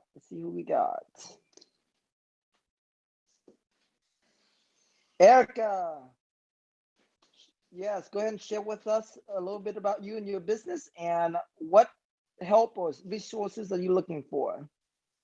Hi, thank you for having me. I appreciate this opportunity. My name is Erica Trotani. I'm based out of New York City. So I have a 9-to-5 job. You can read my profile. I'm a broker in New York City with my husband. I am a mother of 3. And with that, Hey, Erica, hold on one second. Min, can you go? Thank you. Go ahead. Sorry. Sure. I'm very forgiving, don't worry. So I feel like I am trying to handle a lot right now. And not only because, well, one, because now it's a COVID and we do the remote learning. My daughter sits behind me. My son sits next to me. I'm doing my 9-to-5 job, also doing reception work for a Target Realty Group, scheduling agents, getting emails through, do the marketing, brand marketing, because we just finished brand marketing, rebranding Target Realty Group. So with all of this, I'm trying to follow the 10X rules, beat the sun, do the morning rituals, which sets me really, there's just so much I can do. In other words, I feel completely overwhelmed right now. And I think as a mother of three, I'm not the only one. And I'm not saying I'm the only one that's going through this either. I just feel super overwhelmed. And maybe that's something that someone can enlighten me as to how I can maneuver it all. However, just so you know, I do Cardone University as well. So one of the greatest things I have come across was the expertise advice from Dave Robards, which is one of the best salespeople in Cardone University, Grant Cardone. And he did specify that I have to have my goals. My goals have to be like extremely big and large, max, like huge, so that all I do during my day can exceed the feeling and overwhelming feeling that I'm feeling today and now. There you go. So Yeah, I'd any like to help? add on some advice. Yeah, I can actually. And Erica, I know we were in the DM about with another room I was in, so we'll make sure we hop on Yes. a call with your prior request. Okay? Thank you, Gary. I appreciate You, that. yeah, you're welcome. So here's my advice to you. I'll give you two things. So what you really need to do is look at your time, and look at what the value of your time is, because you're going to need to prioritize all these responsibilities you have. So real simple, two things you can do is first one is write down a list with just the name of each title. Like you're a mom, right? You're helping a real estate office. So name each title, just give one line on what each responsibility is, because you want to know how you can best serve each group in that role you're playing. And then after that, what you want to do is then try to find a quick research and try to put a number and value your time to both of those, to each of those, and put it on that list, because this is going to help you as a real estate investor. And then now you can start looking at what work you're doing and what work is going to pay you more for your time versus other work that's going to pay you less for your time. Because as an investor, you're going to need to start hiring out people to do the lower paying tasks, because your time is worth so much more if you were doing other high value time tasks, and that's going to create a lot of more income for you and a lot more opportunities to be there and have more time for your family and stuff like that. So the third thing that you'll do as well to that is now you want to look at what's the best time of the day with each role, so that you can prioritize your day. And then that's how you're going to crush it each day, because if you're in sales, for example, usually it's the very first thing of the day, in the mornings before people get to work, or really get going. And then the second best time of the day, for example, for people in sales is like to start reaching people after 4. So that time at the end of the day and before they get home to their family, 4 to 6, 4 to 7, people in sales. So the ones that are generating leads, right? They know those are hot lead times that they need to be reaching out to people, trying to connect with people, and just move conversations, make sales, things like that. Do those 3 steps help, and are you clear on what they are? They definitely help, yes, and definitely clear. I was taking notes. I was actually texting all of this to myself right now. Good, Yes. good. Hey, I've got a follow-up question to that. I'm curious, can you answer this question? Everything Gary said is absolutely 100% true, and I completely agree with it. This is Steve up at the top, by the way. And I want to know how well defined your goals are, because one of the biggest issues with overwhelm is when two things: you're not super clear on kind of the bigger picture of what you're trying to achieve, so you can get distracted. And secondly, you don't have clear leading activity goals, like how many calls do I have to make, or how many closings do I want to have next month, or I don't know what they may be for you in your different roles. But how clearly do you have 6 and 12-month goals put together, and do you have day-to-day, week-to-week activity goals for yourself? Well, that is something that I've been trying to work on, and again, it seems super overwhelming, that I'm not getting to that at all whatsoever. Like that's how I feel like I've been told, check your increments, your activity within increments of 15 minutes per, and I can go down the list for every 15 minutes. I am doing like maybe 30 things. I'm like, I'm not even giving 30 seconds per item. Well, listen. It's like, So I'll make this really quick. This is a bigger topic, but I felt when I heard you talk and I heard Gary give me that advice, and I think you need to take that, but I think you're going to struggle to apply his advice because the overwhelm isn't coming from that. I think even if you structure all that time and then you're going to have that time blocked and you're going to know what it is per hour and you're going to know that you need to hire it out. By the way, you can't hire anybody out yet really, because if you don't have goals and you don't have activities planned, how would you decide what you can afford and ask them what to do, right? So I would just suggest this. So here's a couple things you can do. Number one is, like you said, you're already doing, write down everything you do. But don't say, oh my gosh, I did 30 things. It's too much. It doesn't matter, right? If you did 30 things in 15 minutes, cool. I doubt you actually do that in 15 minutes, but if you do, whatever it is, write it down and do that for at least 2 weeks. Everything you do while you're working. okay. And then I want you to go back through them and categorize them by grouping them together of like-kinded activities, because you may have called outbound calls, you might have called it follow-up calls, and they're really, maybe it was the same thing, but you called it something different. So you can go back and kind of condense it down. But here's the key: write down how long, once you start compartmentalizing or combining those, write down how long you're spending doing each one. And so after a couple weeks, you're going to come up with a list of, okay, well, I wrote down 62 things, but really I'm only doing 17 things because I've kind of combined them. And now that you have that and you're starting to track how long you're doing it, now you can just bucket every day, start tracking, okay, these are the 17 things I do. How long did I spend? And so how long did I work today? Well, hopefully you can account for all those hours. What I find with our coaching students is they'll be like, I'm working 60 hours a week. And then we literally have them track their time and we only log 52 hours on average. Right. And we're like, where'd the other 8 hours go? I don't know. But you'll become conscious of what's going on, right? And so if you start thinking, well, I just did something right now for a half hour, but it's not in the 17 things. Cool, add it. You got a new thing, you missed it before. So the next couple of weeks, you're just going to start tracking your time. And so by the end of 30 days, you should be way more conscious of what you're doing and how long you're doing it. And I think that will be the setup to starting to implement what Gary was talking about, so that you have some buckets of where your time's going and you're conscious of it. And now you can start to create some plans. Well, if I'm trying to achieve X, I've got to do 10 hours of A and 13 hours of B and 2 hours of C. Well, to Gary's point, when are you going to do that? Time block it.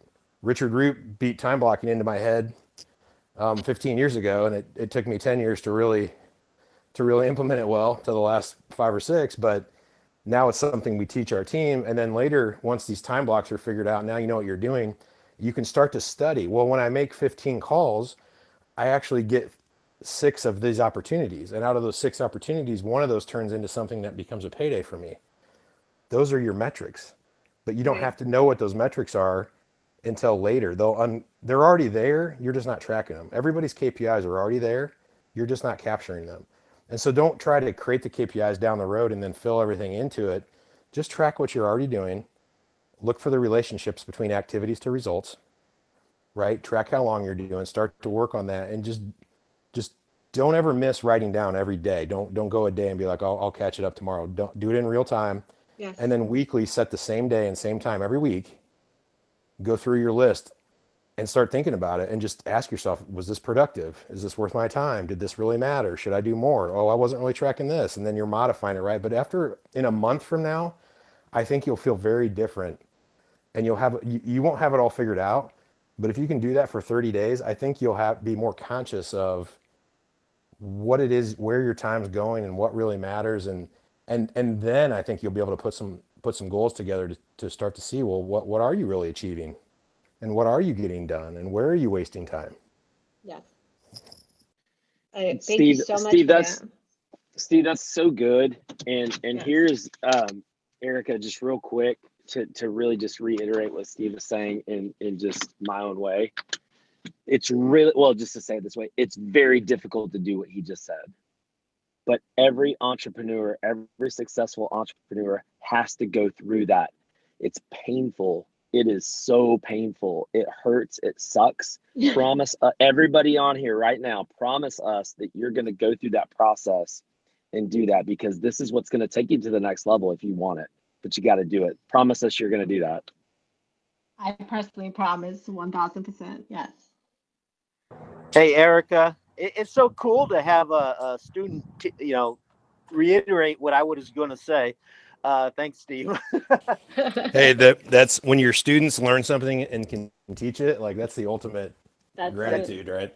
It's great. So, hey, anybody on this call, if you direct message me, I'll go ahead and send you a recording that we did with our head coaches on time blocking. So just DM me.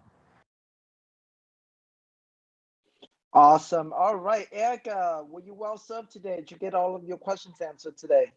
Wow, thank you so much, and a lot more than what I was expecting, honestly. Thank you very much. Thanks, Erica. All right. I'm going to move you down to the audience. Men, you are next. You can unmute yourself, share with everybody a little bit about yourself, your business, and then what challenges, what resources, what help are you looking for? Hi, everyone. My name is Min. I have started to invest in real estate. My background is I have a couple of single family homes, a couple of duplexes. But one of my goals right now is to create an incremental 300,000 minimum of income from investing in real estate. To kind of get my feet wet, I bought some properties last year. And by the way, I'm investing primarily in Atlanta. I'm from Atlanta, but live in London. It's a little complicated, but so I bought a couple of houses to flip, and I'm going to make good money on that. But really what I want is a steady source of income. And really, it seems like the best way to do that is through investing in multifamily. So I have been looking for some multifamily opportunities with my partner in Atlanta. So I have a couple of questions. So one is thoughts on the best way to continually receive kind of 300,000 of cash flow a year. Is multifamily the right way? The second thing is I'm looking primarily in Atlanta and looking at multifamily, but it is such a hot market. It seems that everybody and their mother are building in Atlanta, and it scares me a little bit that there's going to end up being oversupply. And I was curious, one, how people go about looking at supply and demand in a market that's growing so quickly and so much product is coming to market. And then the third thing is financing. So the partner that I'm working with, he's great at sourcing. He's great at, negotiating. And he also has kind of the construction crew. And so we've been doing a 50-50 split where he finds great deals, and we've been doing JVs on those purchases. So we're looking to do the BRRRR method, and I provide the initial capital. And then when we finally do the construction, we refinance it, and then we split the profits after my capital is returned. So, but the financing question is, as we go to larger deals, and as we're looking at kind of larger multifamilies, kind of looking in the 50 unit to 100 unit size properties, I guess one is, given that I don't have a background in having done this before, and he has a lot of experience, but he doesn't have a kind of a track record for doing very large multi-million-dollar deals.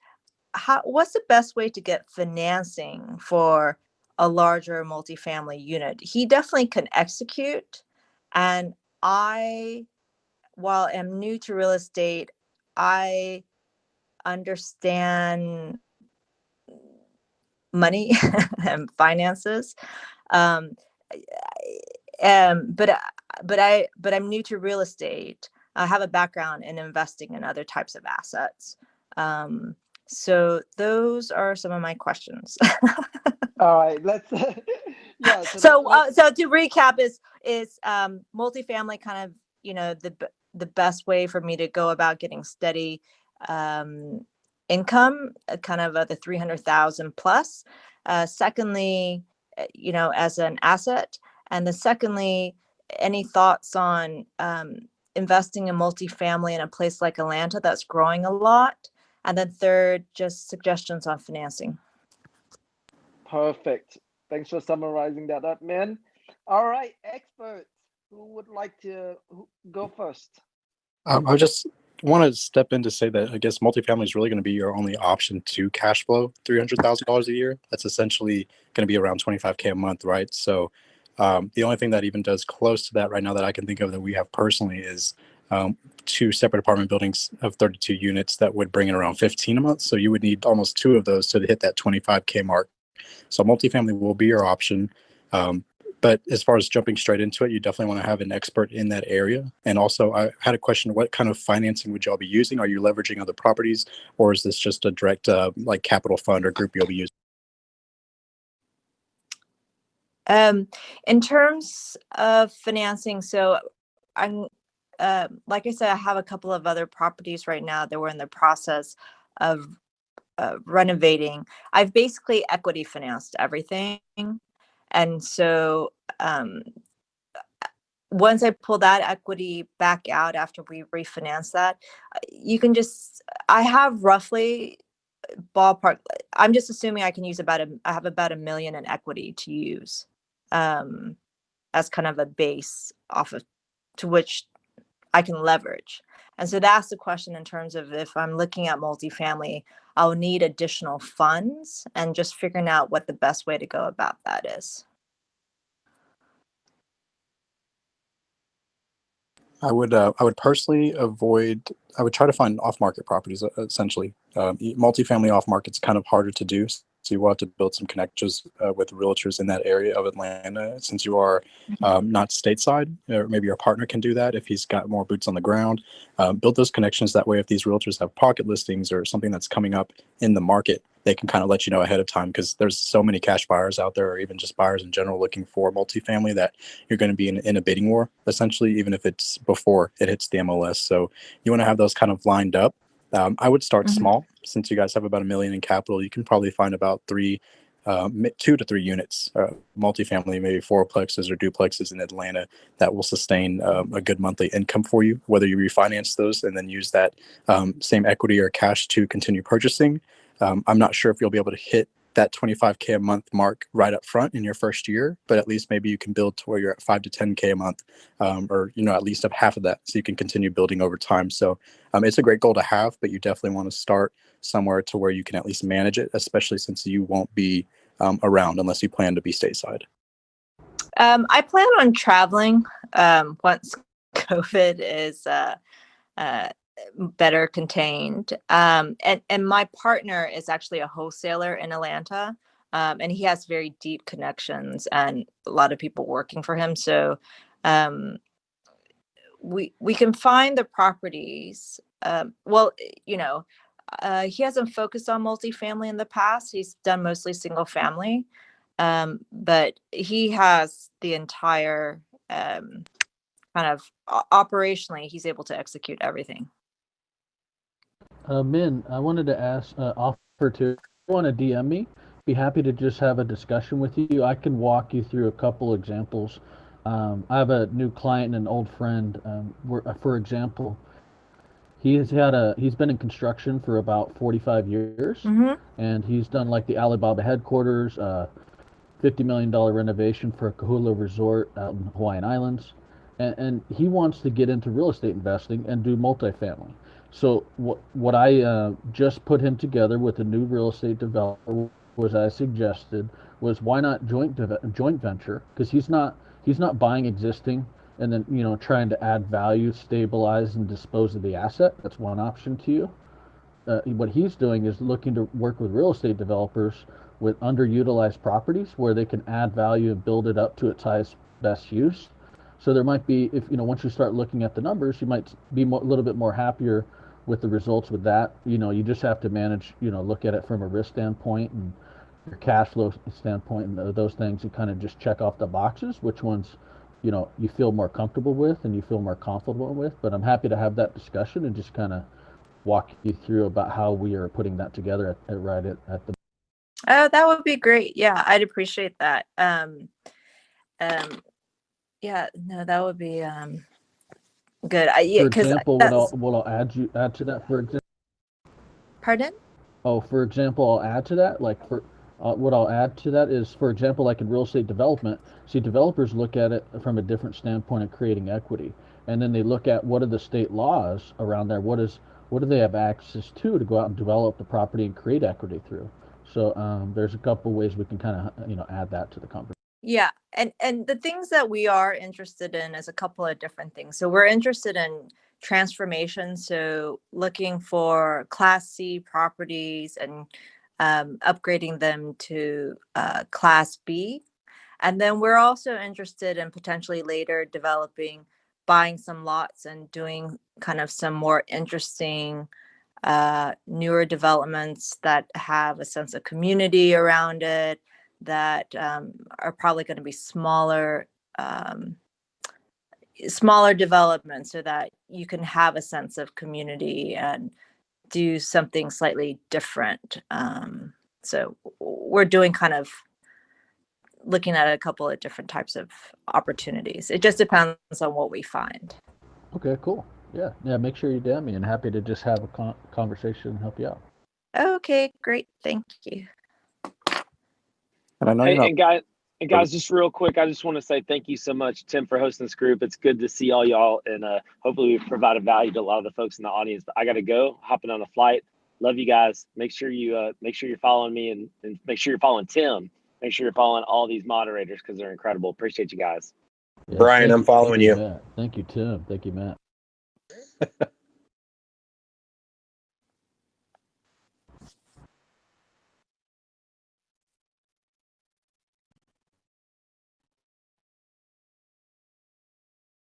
Is Tim still there? Apparently I was talking, didn't realize that I didn't completely unmute myself yet. All right, Min, did you have what you needed today? Yeah. So multifamily is definitely the way to go. There's still a question mark around the Atlanta market. That's why we are looking at some other places as well. We're looking at some other secondary markets. My partner's interested in a couple of other markets, and I don't know how to think about them, because if they're not growing but they're stable, they might still be attractive from an investment standpoint. Maybe just a simple thing to look at first is, whenever you're going to buy cash flowing properties, look at which industry is the highest producing job source. Mm-hmm. Because one of my mentors out here, he owns multiple apartment buildings. I live out in Fullerton, California. He lives on Lido Island in Newport Beach. So the minimum properties there are like 5 million. And all of his properties are local. He wants to drive to them. Each building is 80 units to 225 units. And he, knows the local job market. So he knows who's the biggest employers, what are their incomes, because that's going to really help make sure and stabilize his properties and make sure that he's renting and has enough traffic of renters that he wants to put in his properties. So for example, in South Orange County, like along Costa Mesa and the 55 corridor, there's a huge medical industry and a lot of healthcare workers. So that's great stabilization for multifamily owners to rent and just buy any type of thing, even a condos. And then like for example, a bad case would be to go buy multifamily in Palm Springs, because that's a vacation property, and most of the workers out there are hospitality workers. They really can't afford much when it comes to renting properties, and a lot of the people that own properties out there, they're second homes. So it's a very different market than like South Orange County. Yeah. Okay. Yeah, that's helpful. Yeah, the secondary market we're looking at is has insurance and healthcare as kind of the top industry providers. So, okay. Yeah, those are great And markets. anyone on here work multiple markets that you can answer the question regarding, sort of some of your criterias, metrics that you use when you look into a market?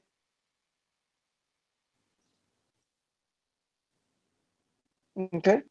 All right. Hey Tim, Okay, yeah. I only work Yes, in Indy, please. but I just pinged Brian Manley in, who's a boss who like has a process for doing this. He's in several markets. If he hops in, maybe we can circle back to him. Perfect. Yeah, so we might have to circle back. All right, man. And then your third question, was that answered?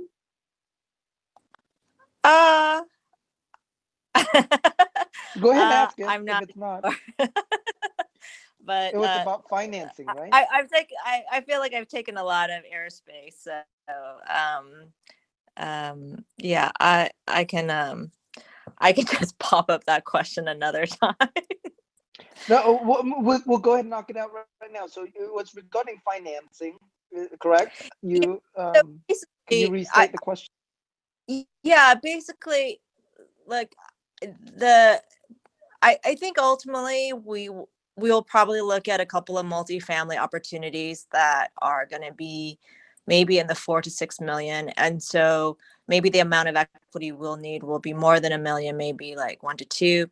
But again, I think we have the experience in terms of being able to source, renovate, and manage the property. So actually all the really important things. But in terms of a track record owning large multifamily, we won't have that from a GP perspective. And so I was just curious if anybody had any advice on how you do that if you've never owned a large multifamily before, on how to get financing and if that's difficult or not.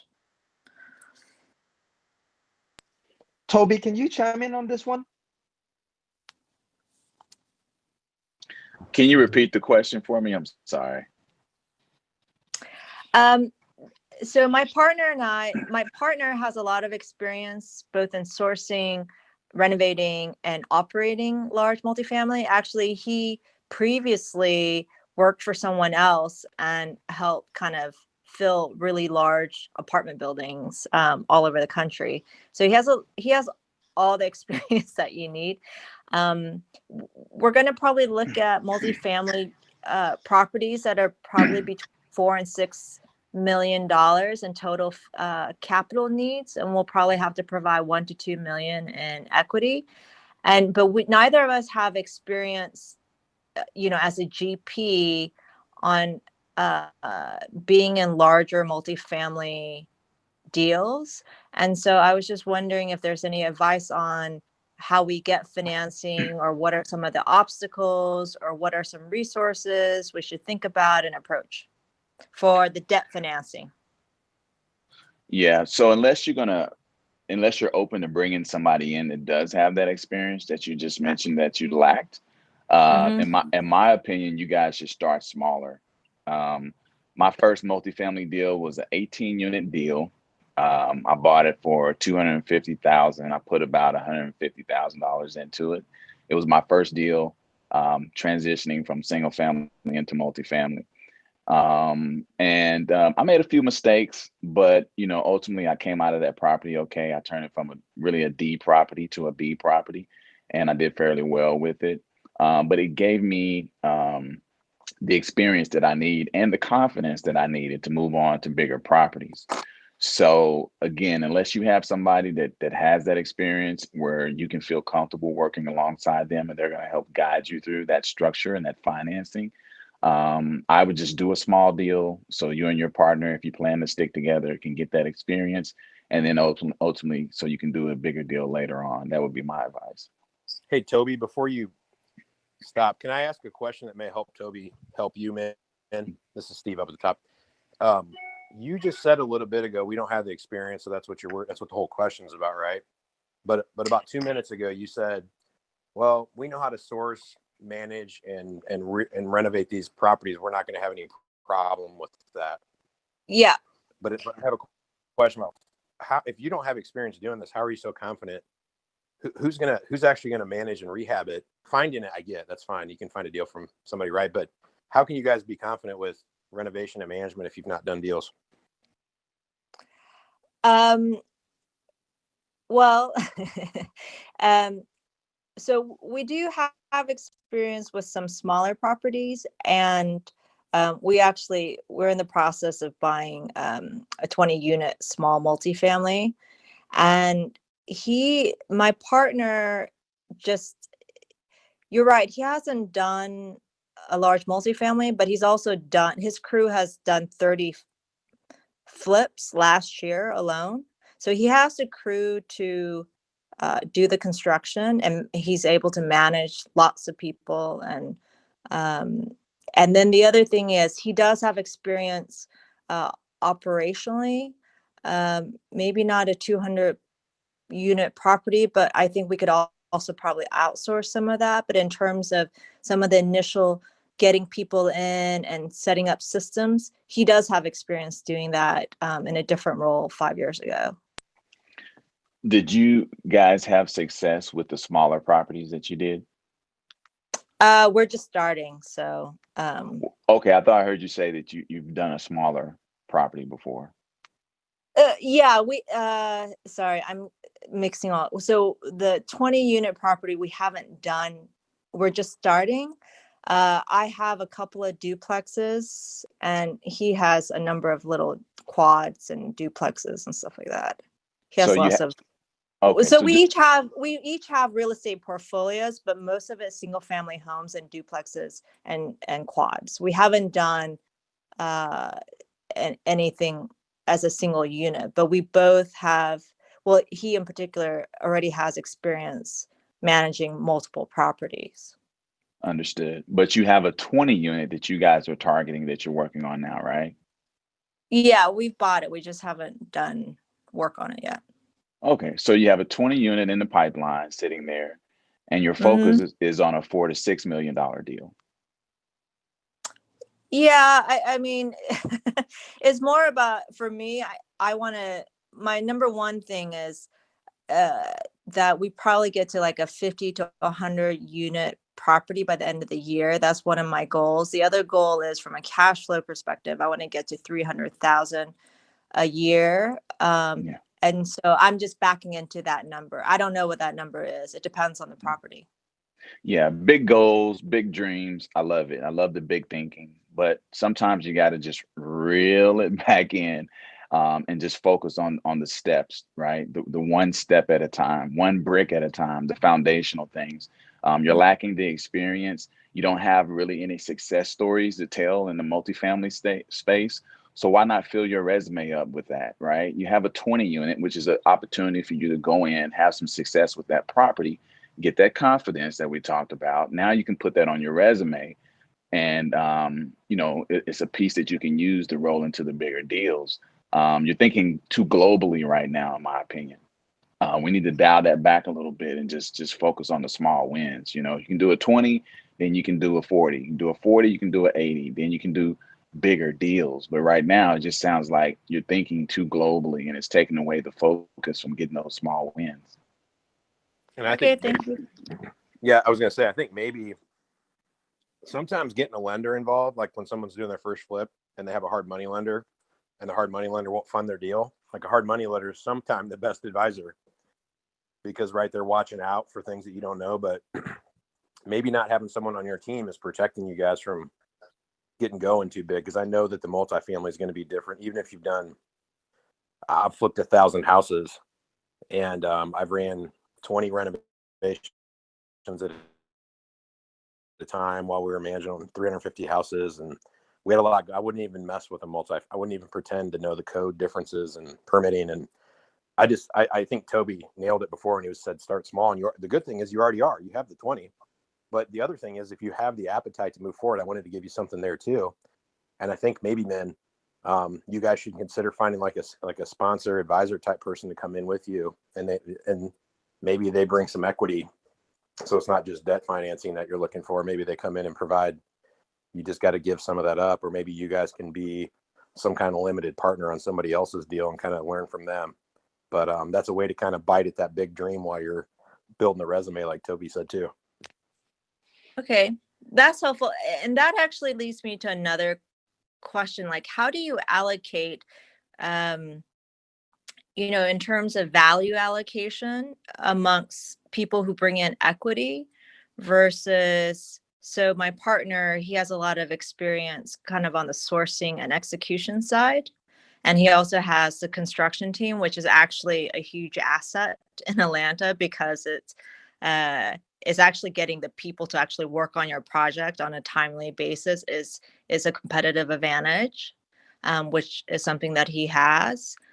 If we bring in someone on the equity side, so for instance, for the smaller stuff, I've provided the financing, but we split the profits 50-50, and we intend to hold on to these smaller properties.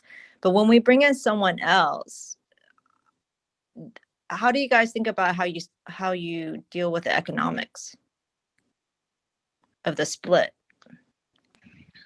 Well, there's multiple ways to do that, right? And it's really going to depend on who's bringing the equity to the table. There's a lot of investors that want to control the deal. I mean, if you got a $5 million deal and I'm bringing $1 million to the table and you're not bringing anything, then I'm going to want to control that deal, So it just really depends. Got it. Everybody's different. That makes sense. Awesome. And by the way, I was just going to add, you might want them to control the deal too, if they're the ones that know what they're doing. Good facts. Okay. Thank you. Awesome, man. You got some great feedback and suggestions today. I hope, were you well served today, man? Yes, thank you. I appreciated the conversation. Thanks for all the advice. Awesome. Thank you. Okay. We are going to wrap it up now. We are into our third hour. So we're going to wrap it up. Everybody click on the profile of our experts here on the panel. Make sure you check out the profile, what they do, how you can learn from them, follow them, click on the notification bell so that way when they are speaking in a room, it's going to notify you so you can come in and learn from them. And so we're gonna pick another winner, a chance to have one free coaching call from me or one of our experts here on the call that I volunteered them.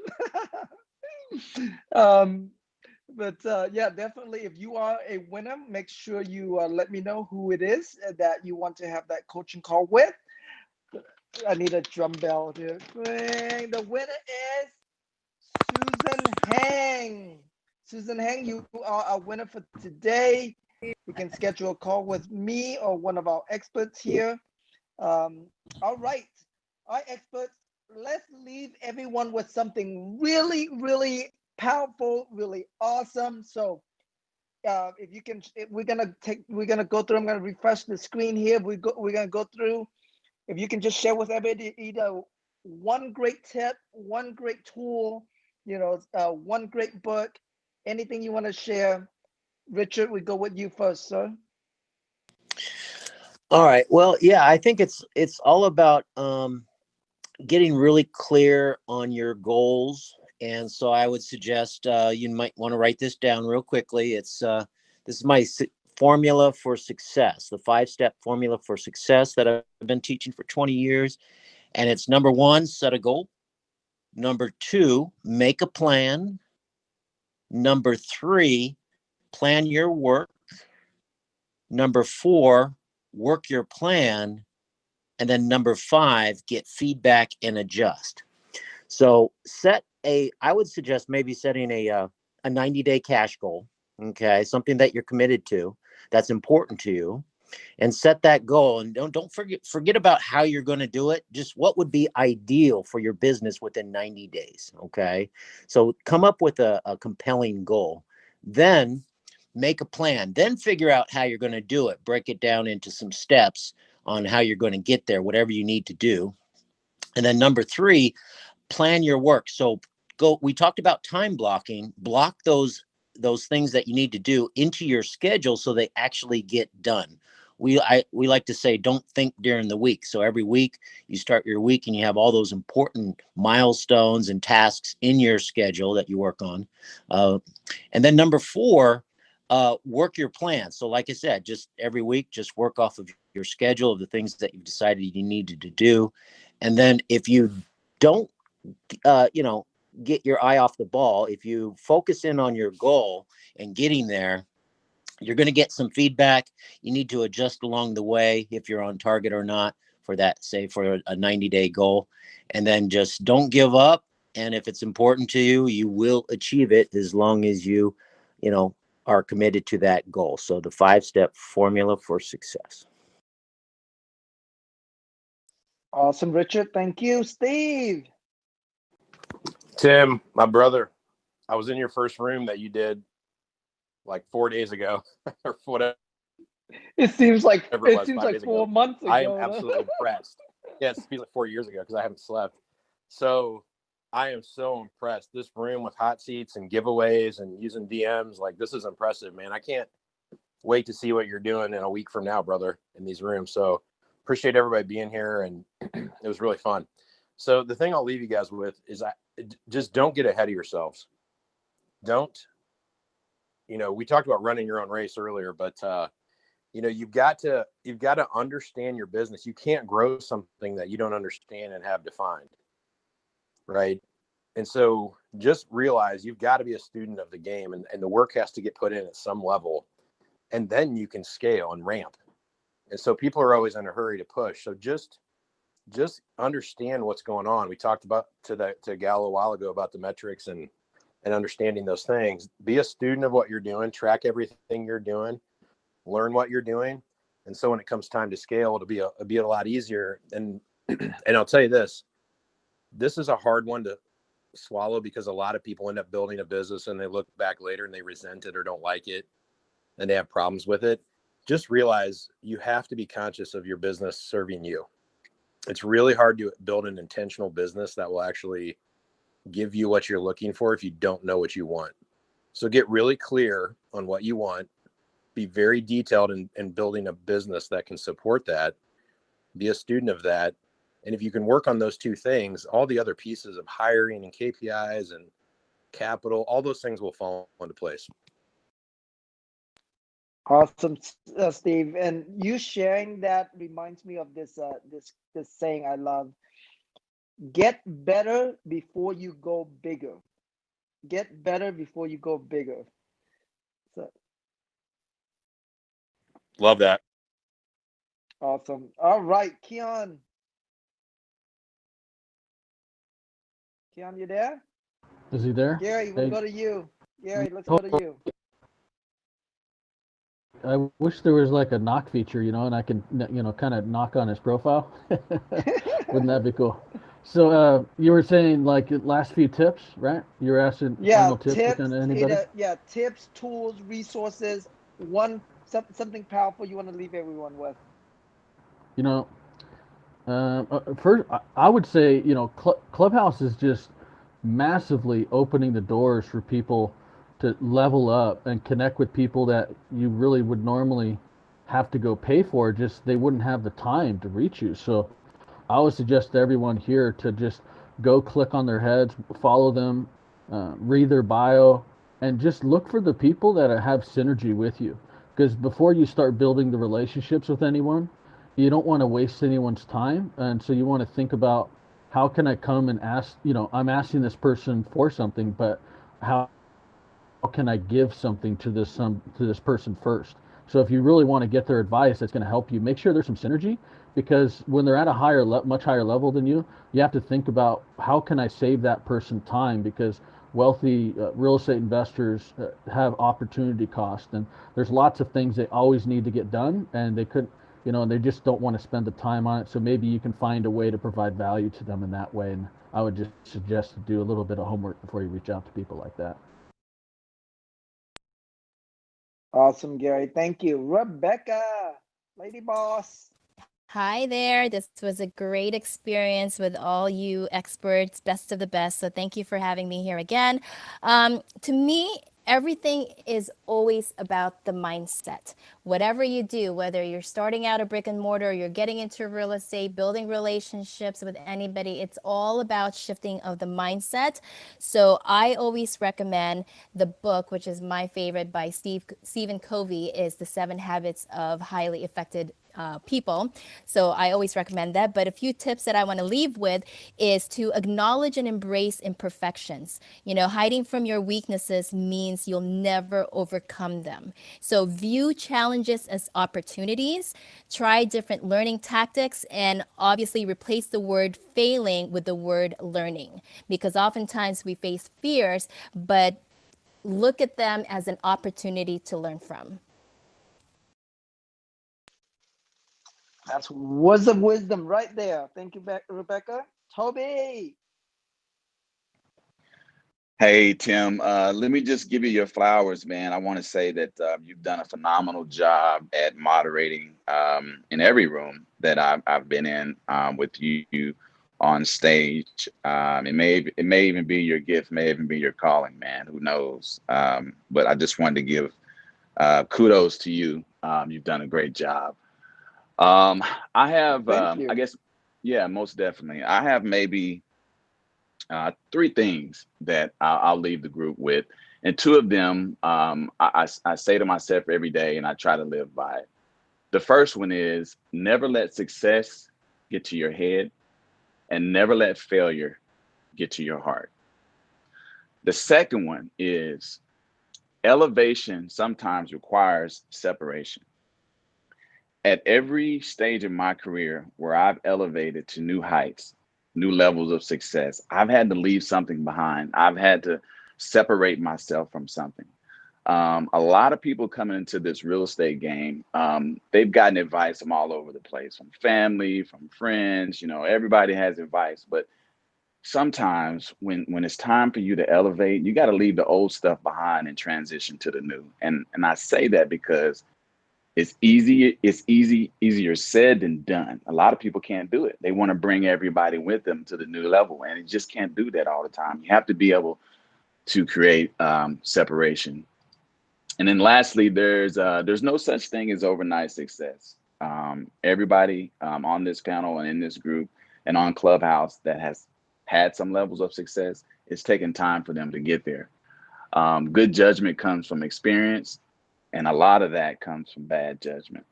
So you got to have the experience. You got to be willing to allow time to take its place in your career as you begin your journey in real estate. So those are the 3 things that I want to leave you guys with today.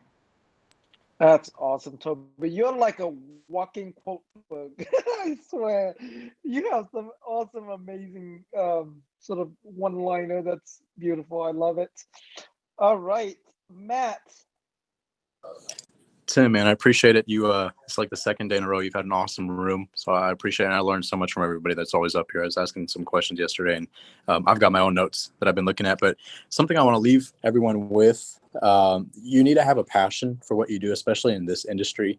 If you're only in it for the money or flashiness or whatever, you're going to get burnt out and you're going to get washed up very quickly. If you have the ability to focus on your daily tasks and growing your business, and the ability to close on anything in the world as far as just on your services and your presence, then you're going to succeed in this industry. So take care of your body, your mind, your spirit. On top of that, and everything will fall into place. Identify talented individuals to surround yourself with and work with, so you can stay motivated and you can work smarter, not harder.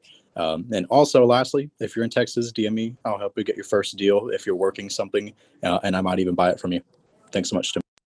Awesome, Matt. Thank you. Jay. Tim, my man, thank you for having me on here. Really appreciate it. And your room is always great.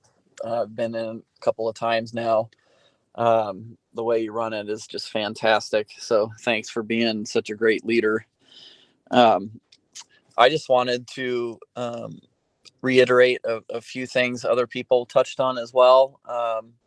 Stay focused, set daily goals, like just take 3 simple steps every day toward getting yourself to the next level. 3 tasks per day, and you'll be amazed at how far you come by doing that. And if you're brand new, look for someone to mentor you or coach you, or partner with someone who's done deals. They're going to bring your learning curve up exponentially. You're going to learn. So that's what I have for you guys today. Jay Adkins from Columbus, and appreciate you guys having me join on here. Awesome, Jay. Thank you so much. Thanks so much for being on. All right, Frank. Yeah, Tim, you've been doing a great job. We've been on several calls with you now, and I just love the energy and the spirit you're bringing to Clubhouse. Awesome. One thing I would leave with everybody would be have a coach and or mentor, and if possible, have both. I have both. In fact, I have multiple coaches at this point. And I can easily say that the times where my business struggled the most was when I didn't have the coaching, when I didn't have that person with more experience, more wins under their belt than me to say, hey, you may want to rethink that. We had a situation where we actually ended up growing our business too fast. And that was the time when I didn't have a coach, and some very painful lessons came from that. And also I'd say, don't just have a real estate coach, but if you have the means to also get a coach in just pure business, that gives this whole business a different perspective that isn't just about real estate, but just having a good, solid understanding of business. So as you go through your real estate journey, I would just highly recommend always have a coach to help you out. And then the mentor is really more that person that just you look to a little bit for inspiration. My mentors are people I talk to maybe once every few months, but it just sort of helps keep things moving along, keeps the spirit, helps keep my focus on the bigger picture. So they have similar roles, but at the same time, they're very different roles. So that's what I would offer up. Awesome, Frank. Thank you so much for that. Ian, you there? All right, Nelson, we'll go to you. So we're wrapping it up, Nelson. One tip, tools, or resource you want to leave everyone with today? Oh man, wrapping it up already. I just got back. Man, it's just same old as I always say, man. The one tip, do your homework. I always say this in every single room. And the illustration I give to that point is a lot of people get into real estate, not knowing anything about it. Some people may get lucky and, be successful like I did at the start. But most people fall, and they fall super duper hard, concrete hard, right? So do your homework, learn what you need to learn, and then apply that knowledge and get to work, you know? Apply that knowledge that you've learned and 10x your business. But first off, you need to do your homework. So on that note, have a good night, guys. See you later. All right, Nelson, thank you. Obi, I know you just got on here, but yeah, if you can leave everyone with one tip, tools, or resource you want to leave everyone with. Yeah, definitely. Was mod in another room. So thanks, Nelson, for reminding me to come back to this one. I think I also have to stick with the same tip. Keep it humble. That's what I lead with, humility. And then second piece is be a long life learner. There's always something that you can learn, especially when it comes to the real estate game and development. Your bigger project is always going to leave you with a ton of new things to learn, right? Because you're always trying to scale up and there's always the unknown. So be a lifelong learner and keep it humble. Awesome. Thank you, Toby. All righty, everybody. We are now wrapping it up. Make sure you click on the expert's profile read up about what they do, what they have to share with you. Follow them, click on the notification bell, so whenever they are a speaker, you are able to get notified and join in so you can listen to their wisdom that they have to share with you. With that, thank you so much for being on. For those of you who participated, and ping your friends and share with your friends, thank you so much. I really appreciate you. Hit me up on Instagram. Let's start building the relationship, and we'll take it from there. All right, everybody. Thank you so much. Thanks, Richard, Thank you, Keon, Tim. Rebecca, Toby, Thank Matt, you. Jay, Great Thanks, Tim. job. Appreciate it. Nelson. Good night, guys. See you. All right, guys. See ya.